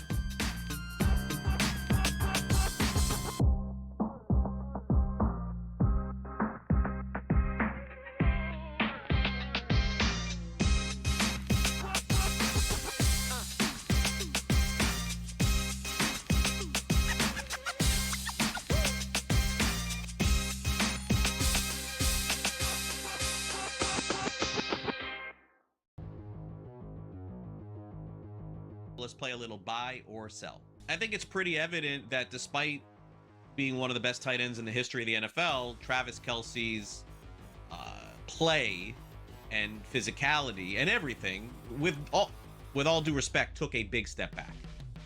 This was easily his worst physical season of all. He just didn't look like himself.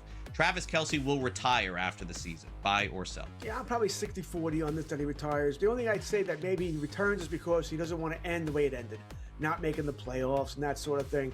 But let's just say for Giggles that Mahomes, he isn't going to be ready for September or October. Unless they get a really good veteran quarterback, maybe he doesn't want to deal with that either. Go through a training camp and he may not make the playoffs either next year. So I'm probably 60-40. I think he's done. Too bad. Hall of Fame career. I guess good luck with Travis Swift and your podcast with Jason. I'm buying this. Andy Reid addressing this question this week. Why? He could have just deferred and said, I don't know, we'll see. Fully answered the question about this maybe being his last game. What does that tell you? He knows. Everybody knows. I'm not 60-40, 90-10. I'm on buy. Bo Nix versus Caleb Williams. You'd rather have Nix over Caleb Williams in a dynasty league? That's a tough one. I think I'm going to go Caleb here, mainly because he has more running ability than Nix. I think he'll also stay healthier than Nix. I might like his receivers more as well. He's got Dunze, he's got you got DJ Moore, you got the good tight ends here. Probably do lean towards Williams here. Not by a hell of a lot. It wouldn't be an easiest choice here, but I'm going to go with Caleb Williams here. I would agree. It's not that I think that Ben Johnson is a better coach than Sean Payton. I think Ben Johnson is better for Caleb Williams than Sean Payton will be for Bo Nix. I think running is going to be a big part of what Denver does in the future. So there you go. I'll sell. Fantasy Sports Today. Friday starting at 3 p.m. Only on SportsGrid.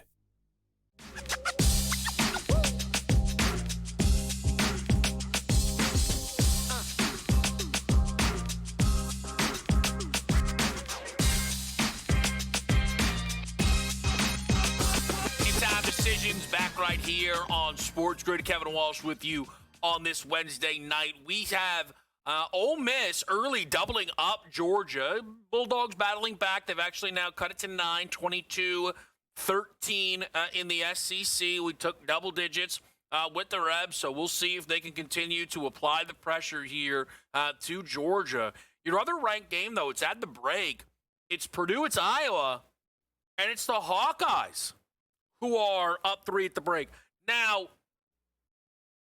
Iowa with a classic I can't stand you performance. What do I mean? They're 7 of 10 from 3. That can't only lead to 34 points. It just can't. It just absolutely in no shape or form can, but it is. They are 5 for 12 from 2 is what that means. You're just getting an awful shooting night right now from Purdue. They have done a good job getting themselves extra opportunities on the offensive glass. And I think this is a box score right now that reads Purdue is going to get right in this basketball game. Right now, a live 4.5-point favorite, trailing by 3. In-game total is 141.5. A pretty pricey 72 and a hook live Purdue. Team total, Iowa checks in at 68.5. If I were going to bet this game live, I would be looking just towards the Purdue minus 4.5. But what you do now have for Iowa is a game that you can really try and play to your speed. With the lead, it can become very difficult to separate on a team as slow as the Hawkeyes are when you're already now working at a deficit like this. Purdue is tempting, probably not tempting enough to get there on the number, but still something that you can keep your eyes on. A few of the college basketball spots that are featured tonight, we didn't talk a ton about, but I try to go through as many of these as I can, of course. Illinois is at Northwestern.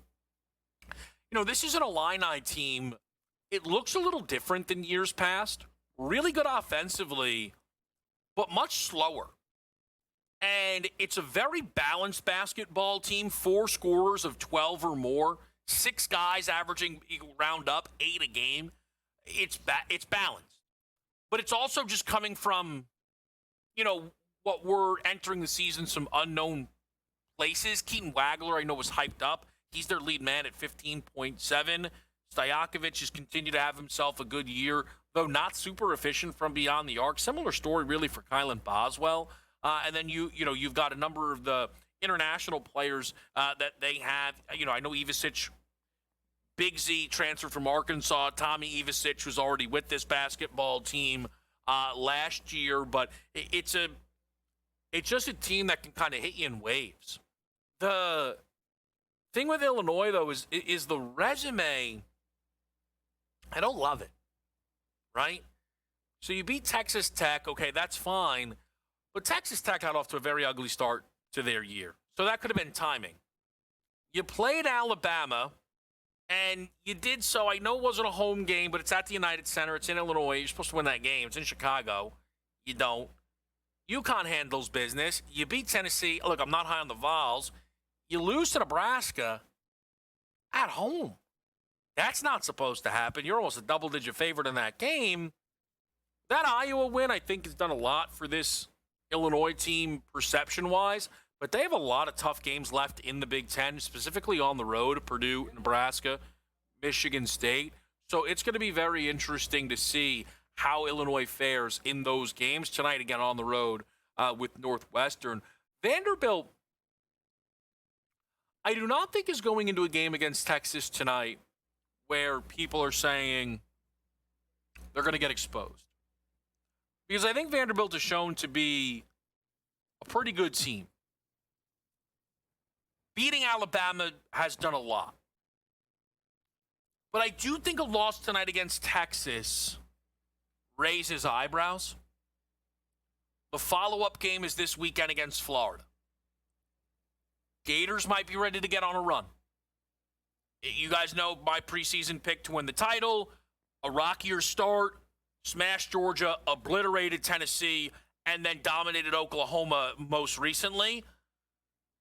A win there for Florida, which, again, it would say more about Florida than Vanderbilt. But if it's off a loss to Texas, it's then followed by a trip to Arkansas, where Vandy's going to probably be an underdog. Then you're at Miss State, on the road again, and the SEC's tough. I think it's going to be very interesting to follow Vandy. Let's take a quick break and talk a little bit more about the hoop slate tonight here on SportsGrid.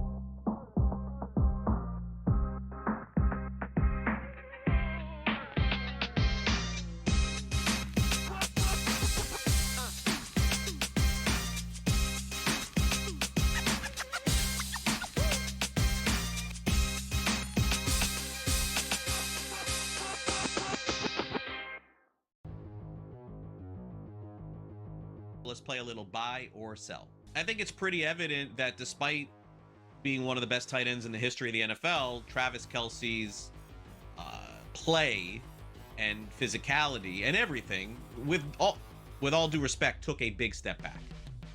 This was easily his worst physical season of all. He just didn't look like himself. Travis Kelce will retire after the season. Buy or sell? Yeah, I'm probably 60-40 on this that he retires. The only thing I'd say that maybe he returns is because he doesn't want to end the way it ended, not making the playoffs and that sort of thing. But let's just say for Giggles, that Mahomes, he isn't going to be ready for September or October. And unless they get a really good veteran quarterback, maybe he doesn't want to deal with that either. Go through a training camp and he may not make the playoffs either next year. So I'm probably 60-40. I think he's done. Too bad. Hall of Fame career. I guess good luck with Travis Swift and your podcast with Jason. I'm buying this. Andy Reid addressing this question this week. Why? He could have just deferred and said, I don't know, we'll see. Fully answered the question about this maybe being his last game. What does that tell you? He knows. Everybody knows. I'm not 60-40, 90-10. I'm on buy. Bo Nix versus Caleb Williams. You'd rather have Nix over Caleb Williams in a dynasty league? That's a tough one. I think I'm going to go Caleb here, mainly because he has more running ability than Nix. I think he'll also stay healthier than Nix. I might like his receivers more as well. He's got Dunze, he's got you got DJ Moore, you got the good tight ends here. Probably do lean towards Williams here. Not by a hell of a lot. It wouldn't be an easiest choice here, but I'm going to go with Caleb Williams here. I would agree. It's not that I think that Ben Johnson is a better coach than Sean Payton. I think Ben Johnson is better for Caleb Williams than Sean Payton will be for Bo Nix. I think running is going to be a big part of what Denver does in the future. So there you go. I'll sell. Fantasy Sports Today. Friday starting at 3 p.m. Only on SportsGrid.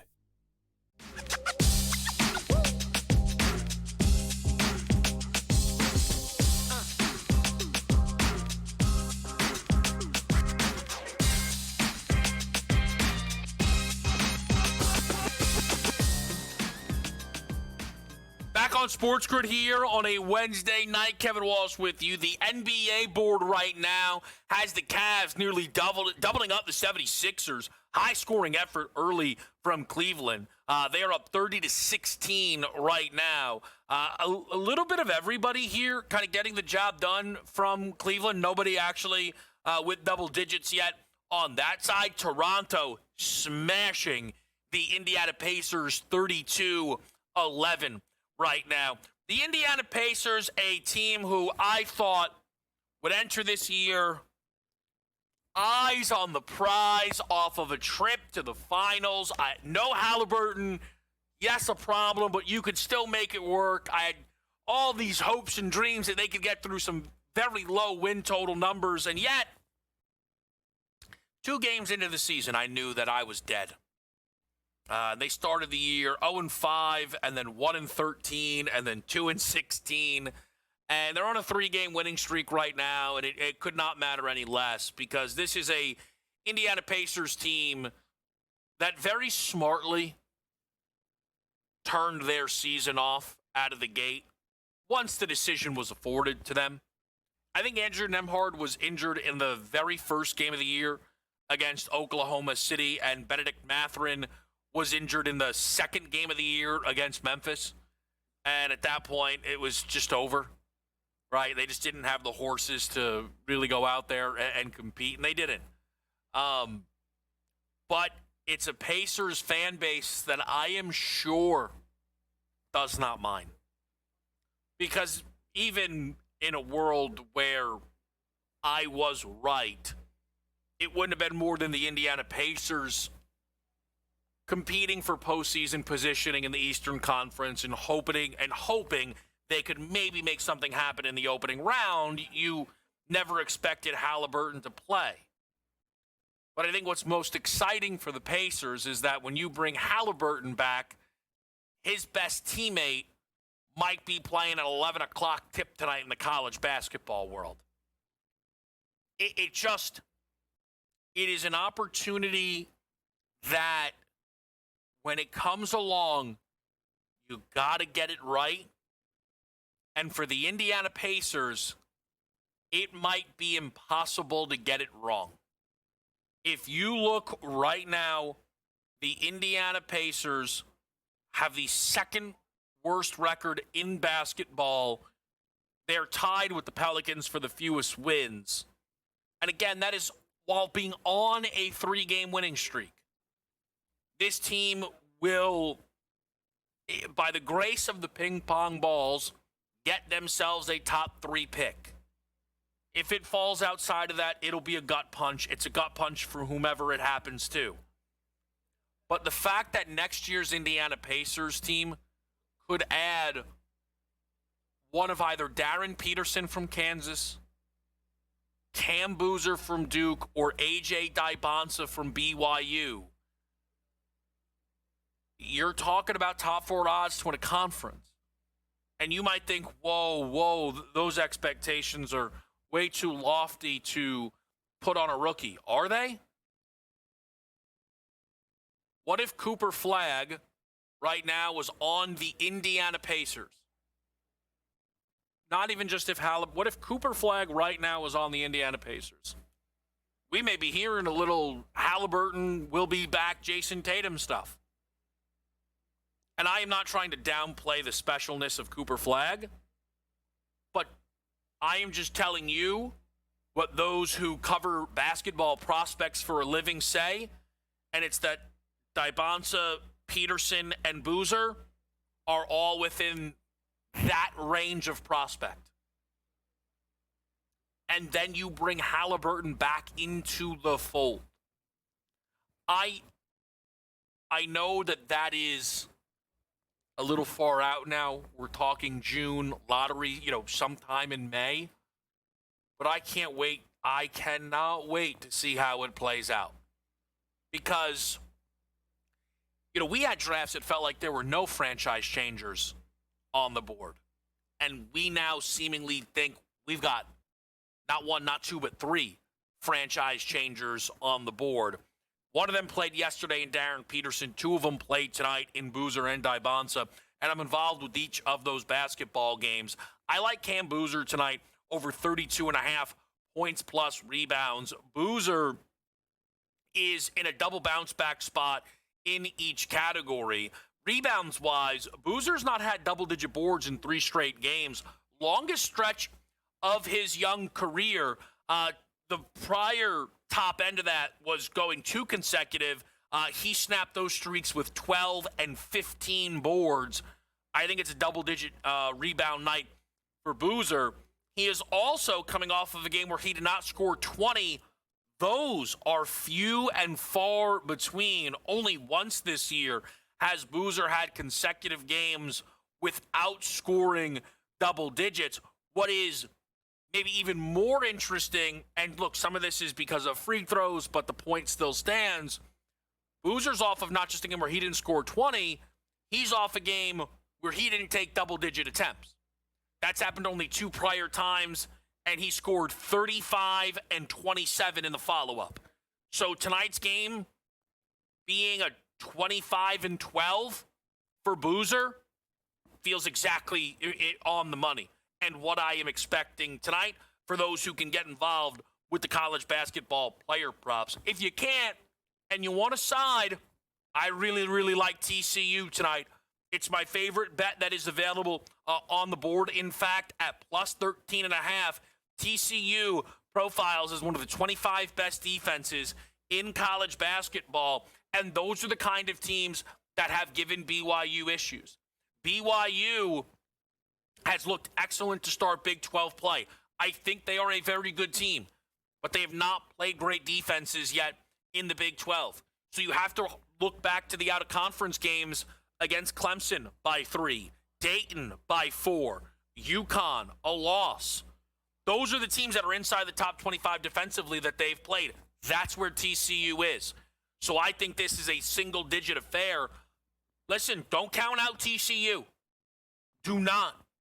This is a team that gave Michigan a run for their money, Kansas a run for their money on the road, had a good win against Baylor already in Big 12 action. This is a good TCU team. And I think they're going to give BYU a bit of a fright, if you will. The other play that I have tonight in the college basketball slate features number 1 Arizona against an unranked rival in Arizona State. The Wildcats, a 21.5-point favorite at a big-time total of 168.5. Where I feel most confident playing that total is in the first half. If you look for Arizona, especially at home, they start these games with 50+. Just so constantly. They do it with pace. They do it with size. They do it with shooting. It's everything. But I like what I've seen from Arizona State offensively. I like what I've seen enough to think that they can contribute to this first half total. I know they got to the line at a rate that you can't necessarily bank on against Arizona, especially in the first half. But scoring 87 in a game where you go 3 for 22 from beyond the arc tells me you've got something. And I think that's true of the Sun Devils. So I like a first half over on Arizona State checking in at 80.5. If you are betting the hockey board tonight, 2 of those games are live right now. We're tied at 1 apiece at the end of the opening period between the Devils and the Kraken. We just got underway with the Sabres and the Flyers. I know a best bet tonight from Yarnell. He's just betting Josh Doan every night. He liked an anytime goal scorer there. I mean, we'll root it in. Feels like it's a nightly basis, though. Chris is off and running on a college basketball total over with Kentucky and LSU as the Wildcats are on the road in the SEC, struggling to score. Where have I seen that movie before? AJ likes UNC out west against Stanford, and, of course, TCU, as I've mentioned. Up next, golf around the corner. That means Cam Stewart is near. Be right back.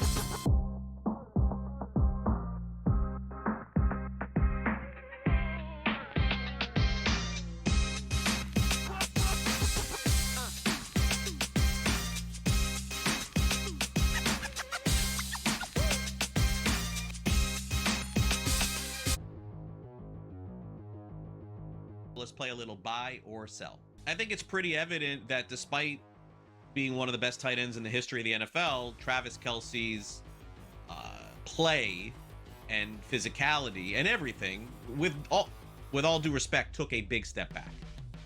This was easily his worst physical season of all. He just didn't look like himself.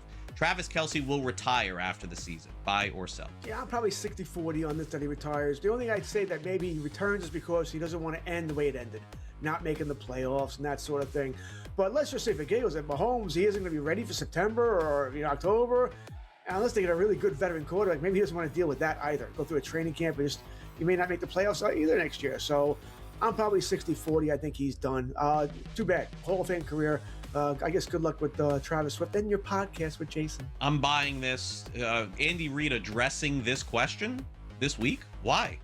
He could have just deferred and said, I don't know, we'll see. Fully answered the question about this hit maybe being his last game. What does that tell you? He knows. Everybody knows. I'm not 60-40, 90-10.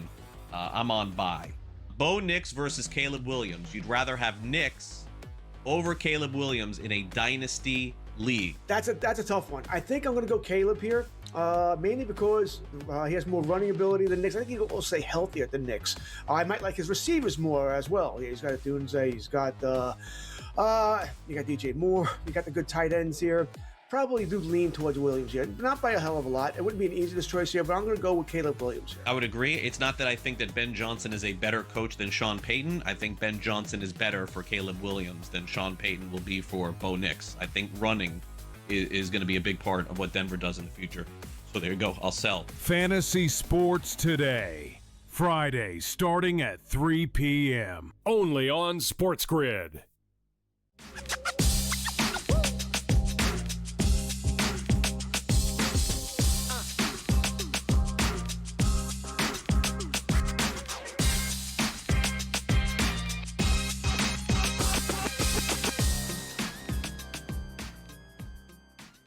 Game time decisions here on a Wednesday night with our guy, Cam Stewart. It is always great to talk to Cam, but this time I will not be caught off guard. I know that there is a golf tournament tomorrow, the Sony Open, Cam. Yeah. I'm excited.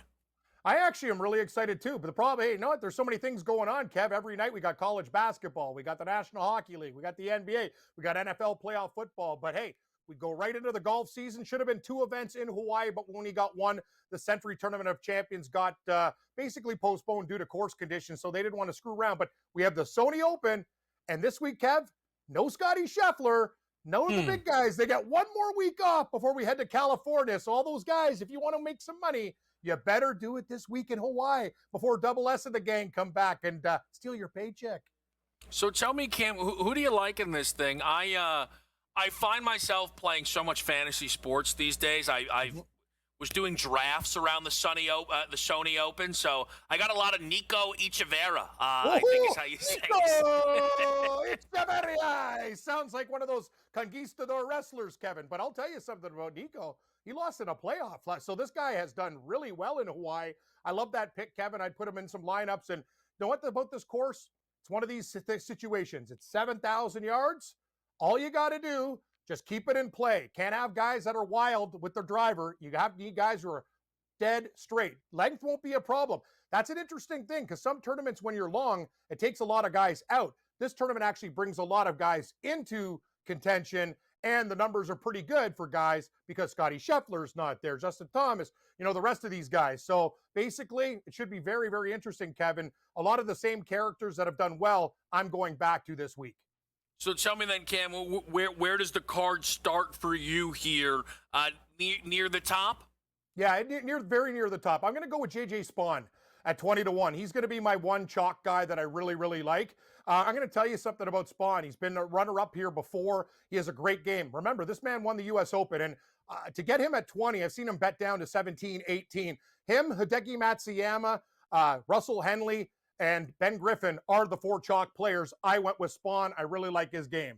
Now we're going to go to New Jersey's finest. The boys, Kofsky and the gang, are telling me, he went to high school in New Jersey, and that's good enough for me. Right near the SportsGrid studios at Bellworks. Chris got her up and get him down, baby. This guy wins in Scotland. He's got game in North America. Hopefully he can come out of the gate hot. One of the bigger surprises on the tour last year. You want to give me Goddard up at 50-1? I'm going to take it. And Kevin, watch out for Ryan Gerard. It's a name that's going to be mentioned by me a lot this year. A very, very good player from North Carolina. Went overseas and finished second. Watch out for him. He's a guy trending in the right direction, and he does all the things well on a short course. Keeps it in play. Great iron player. Hopefully he gets that putter rolling, and he'll be in contention. A great price for Ryan Gerard at 65-1. I also got some top 10s and 20s for you. Russell Henley. This guy's just, all he does is fairways and greens. Plus 130. Hideki Matsuyama won here before. If Hideki shows up, he can easily win this golf tournament. I'll take him for a top 10 at plus 180. Top 20s. The Canadian Corey Connors, a top 10 machine. I'm going to be a little bit safe with the top 20. I have a feeling he could be in the mix this week and maybe even win this tournament, but I'll take him at a top 20 at plus 120. Harry Hall, watch out for him. The UNLV product from Britain, but plays really, really well in the wind and well in Hawaii at plus 140. And I got to take Aaron Ryan Ginger. Kevin's dad serving me up a Guinness in the Walsh pub, but I'm going to have a Ryan Ginger too with Mr. Walsh after he bowls a turkey and gets things done on the lanes. Watch out for Aaron Rye. Very popular pick in the golf community this week, Kevin. Very solid player. Top 5s, top 10s. He's a guy trending in the right direction. Don't be surprised if Rye's in the mix come Sunday. One thing I can tell you on the Ryan Gerard outright, and again, this is because I'm spending too much time drafting fantasy golf teams. Kevin. I know. He got smashed on FanDuel. DraftKings, he's sitting at 60. He's down to 40 on FanDuel, Cam. Ryan Gerard. Me? I thought I'd be like, that's the thing about the golf community. Like, we're all, like, everyone's like, ooh, I like this guy and I like this guy. And sometimes picks overlap. I thought I'd be like the only guy on Gerard this week. And that's troubling because I thought he was kind of a sneaky play, but I guess people like him in the golf world. And the thing was, he played a lot in the offseason, Kevin, and went to take a skill set to Europe and Dubai and did very, very well there. So if he keeps it up, he's a player in good form, and he hasn't taken a lot of time off. So, yeah, I guess they've knocked him down. Watch out for Ryan Gerard this year. I got a great price, I guess. Let me ask you this quickly, Cam. The Seahawks in a position. We're ready. We're ready. Do you like the spot they're in? Touchdown favorite, rematch, so recent. I don't love the spot, but I'm going to tell you, you're never going to get the 49ers more beat up. Yeah. And I'm looking at this number, and I love Morency, and we disagree on this game totally. I think Seattle's going to win this game and cover the number, win by 13 points. That was kind of my number. I think the game goes over the number because I think they actually turn field goals into touchdowns. I think they can exploit their defense. I think there's going to be a big dose of Walker and Charbonnet. And I also think Sam Darnold will get enough protection to find JSN, Barner, and the rest of his weapons. Don't be surprised if Cooper Kupp is a big part of this offense because I know they're going to be trying to take away JSN. Kevin, you're never going to get the 49ers beat up like this. And I got a lot of respect for this team. They went into Philadelphia and beat your birds. But another week in Seattle, I think the Seahawks are ready to go. And Mike McDonald, I don't think this team comes out cold. I think they come out ready to play. I like them in the first half as well. I think they punch San Francisco in the face. I think we win this game and move on to the NFC Championship game. I will be laying the 7 points. Well, I just want to say, though, I think, Cam, you really perfectly attacked the two sides of it, where I think there's a lot of the spot stuff that's great for San Francisco. I think the fact that they are playing a little bit with house money, the fact that you're getting a touchdown, the fact that it's a divisional matchup, but there are only so many dang injuries you can suffer. Like, it is just crazy that they couldn't make it through that game against Philly without losing another guy to a season-ending injury. And I think one thing we know about Seattle, they're smart. And I think you saw that on full display in Week 18, and that's what I think makes them very, very dangerous in this spot here against a team that they have some clear advantages over, Cam. I got so much respect for San Francisco, but I just think Seattle's healthy, ready to go with time off, and I think McDonald will have a game plan. It's all about stopping Christian McCaffrey. If they do that, long day for San Francisco. I think the Seahawks cover, and we move on to the NFC Championship game. Kev, should be a lot of fun seeing the Niners for the third time. Cam, you're the best. We'll root in Ryan Gerard starting tomorrow. We'll get best bets on the way out.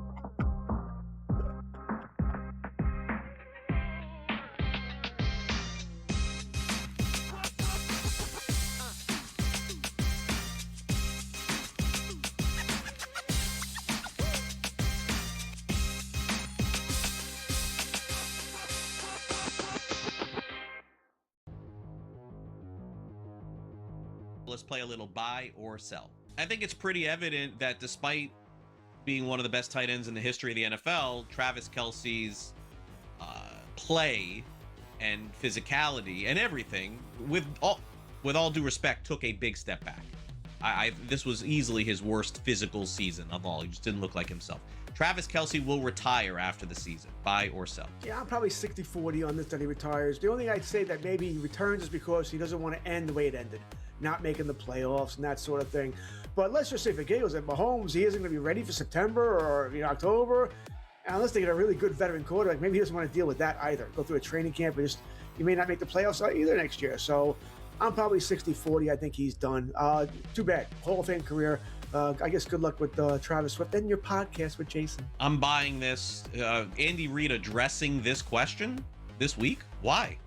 He could have just deferred and said, I don't know, we'll see. Fully answered the question about this maybe being his last game. What does that tell you? He knows. Everybody knows. I'm not 60-40, 90-10. I'm on buy. Bo Nix versus Caleb Williams. You'd rather have Nix over Caleb Williams in a dynasty league. That's a tough one. I think I'm going to go Caleb here, mainly because he has more running ability than Nix. I think he'll stay healthier than Nix. I might like his receivers more as well. He's got Dunze, he's got you got DJ Moore, you got the good tight ends here. Probably do lean towards Williams here. Not by a hell of a lot. It wouldn't be an easiest choice here, but I'm going to go with Caleb Williams here. I would agree. It's not that I think that Ben Johnson is a better coach than Sean Payton. I think Ben Johnson is better for Caleb Williams than Sean Payton will be for Bo Nix. I think running is going to be a big part of what Denver does in the future. So there you go. I'll sell. Fantasy Sports Today. Friday starting at 3 p.m. Only on SportsGrid.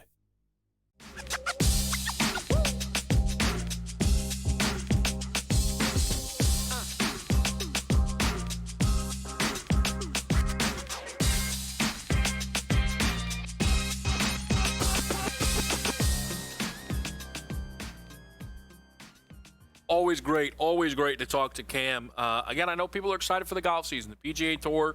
It's a regular part of what we do here on Game Time Decisions, and That really, ramps right up tomorrow with the Sony, so we will have eyes on that. We will, of course, continue to set you up for everything that's going to come with the division round. Today we did our target player props just to, reset a couple of those, give you an idea on some of the numbers that we're really looking to make sure we track. Look, I know, now that it's the postseason, a lot of these numbers are dropping here, so you can put certain things side by side and look for that value. But the tight ends in Buffalo against Denver, there is some potential, whether it be Dawson Knox or Dalton Kincaid. I think it's going to be fun to see how Denver looks to attack this Bills team.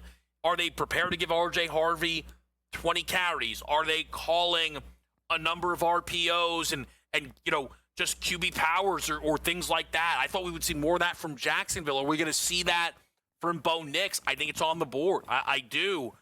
San Francisco and Seattle, this Seahawks backfield, right? Working through Charbonnet versus Walker.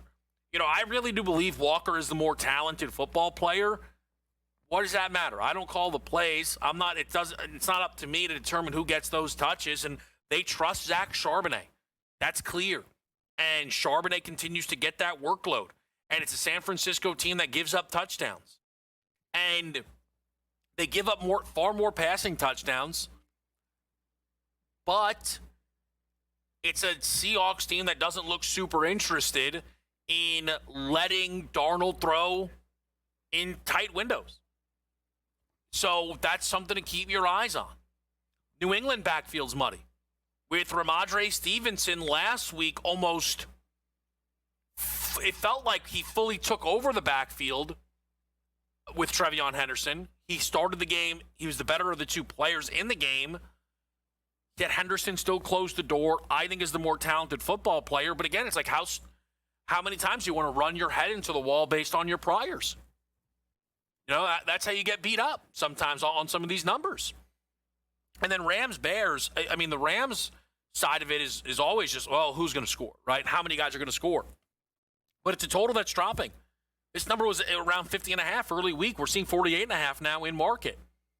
And if the total keeps dropping, if the weather keeps getting worse, you're going to get better touchdown prices. Not just Devontae Adams, who I think is a target, but Puka Nacua, Kyron Williams, and then, of course, the Chicago side. Swift's got a nose for the end zone. Loveland could very well find himself. There's a lot of Bears options. Rome, DJ Moore, Luther Burden. We see that. So it's a really, really fun weekend, and that's why we just try and set up a couple of those numbers here. But I've also mentioned it, and I think we'll do it a little bit, maybe tomorrow or Friday, talking through some of the Super Bowl MVP prices. If you look right now, the top 7 prices are 7 quarterbacks, and then Jackson Smith and Jigba and Puka Nacua actually check in before Brock Purdy does. I think some of that is the shortening of the Brock number relative to McCaffrey. Though, I'll tell you this. A couple of years ago, I played Purdy on a Super Bowl MVP because I actually thought he had value because there was just too much McCaffrey love. They're hanging McCaffrey at 65, which is interesting. Like Purdy's 25. So from a Super Bowl perspective, you've got the Niners booked at 20-1. Purdy at 25-1. You're not going to get many bets there. McCaffrey at 65 is going to jump out to people, right? But even the shorter options, the JSN and Pukas, I think especially, the JSN number is very unsurprising at 17-1. If you go through, if you want a little homework, how many games, it can be in the eye of the beholder, it's going to be voted on. How many games this year do you think Sam Darnold would have been given MVP for the Seahawks versus a Jackson Smith and Jigba, right? A couple of games, probably defense, maybe a game or two, one of the running backs. I'm not saying Sam Darnold wouldn't have won it multiple times.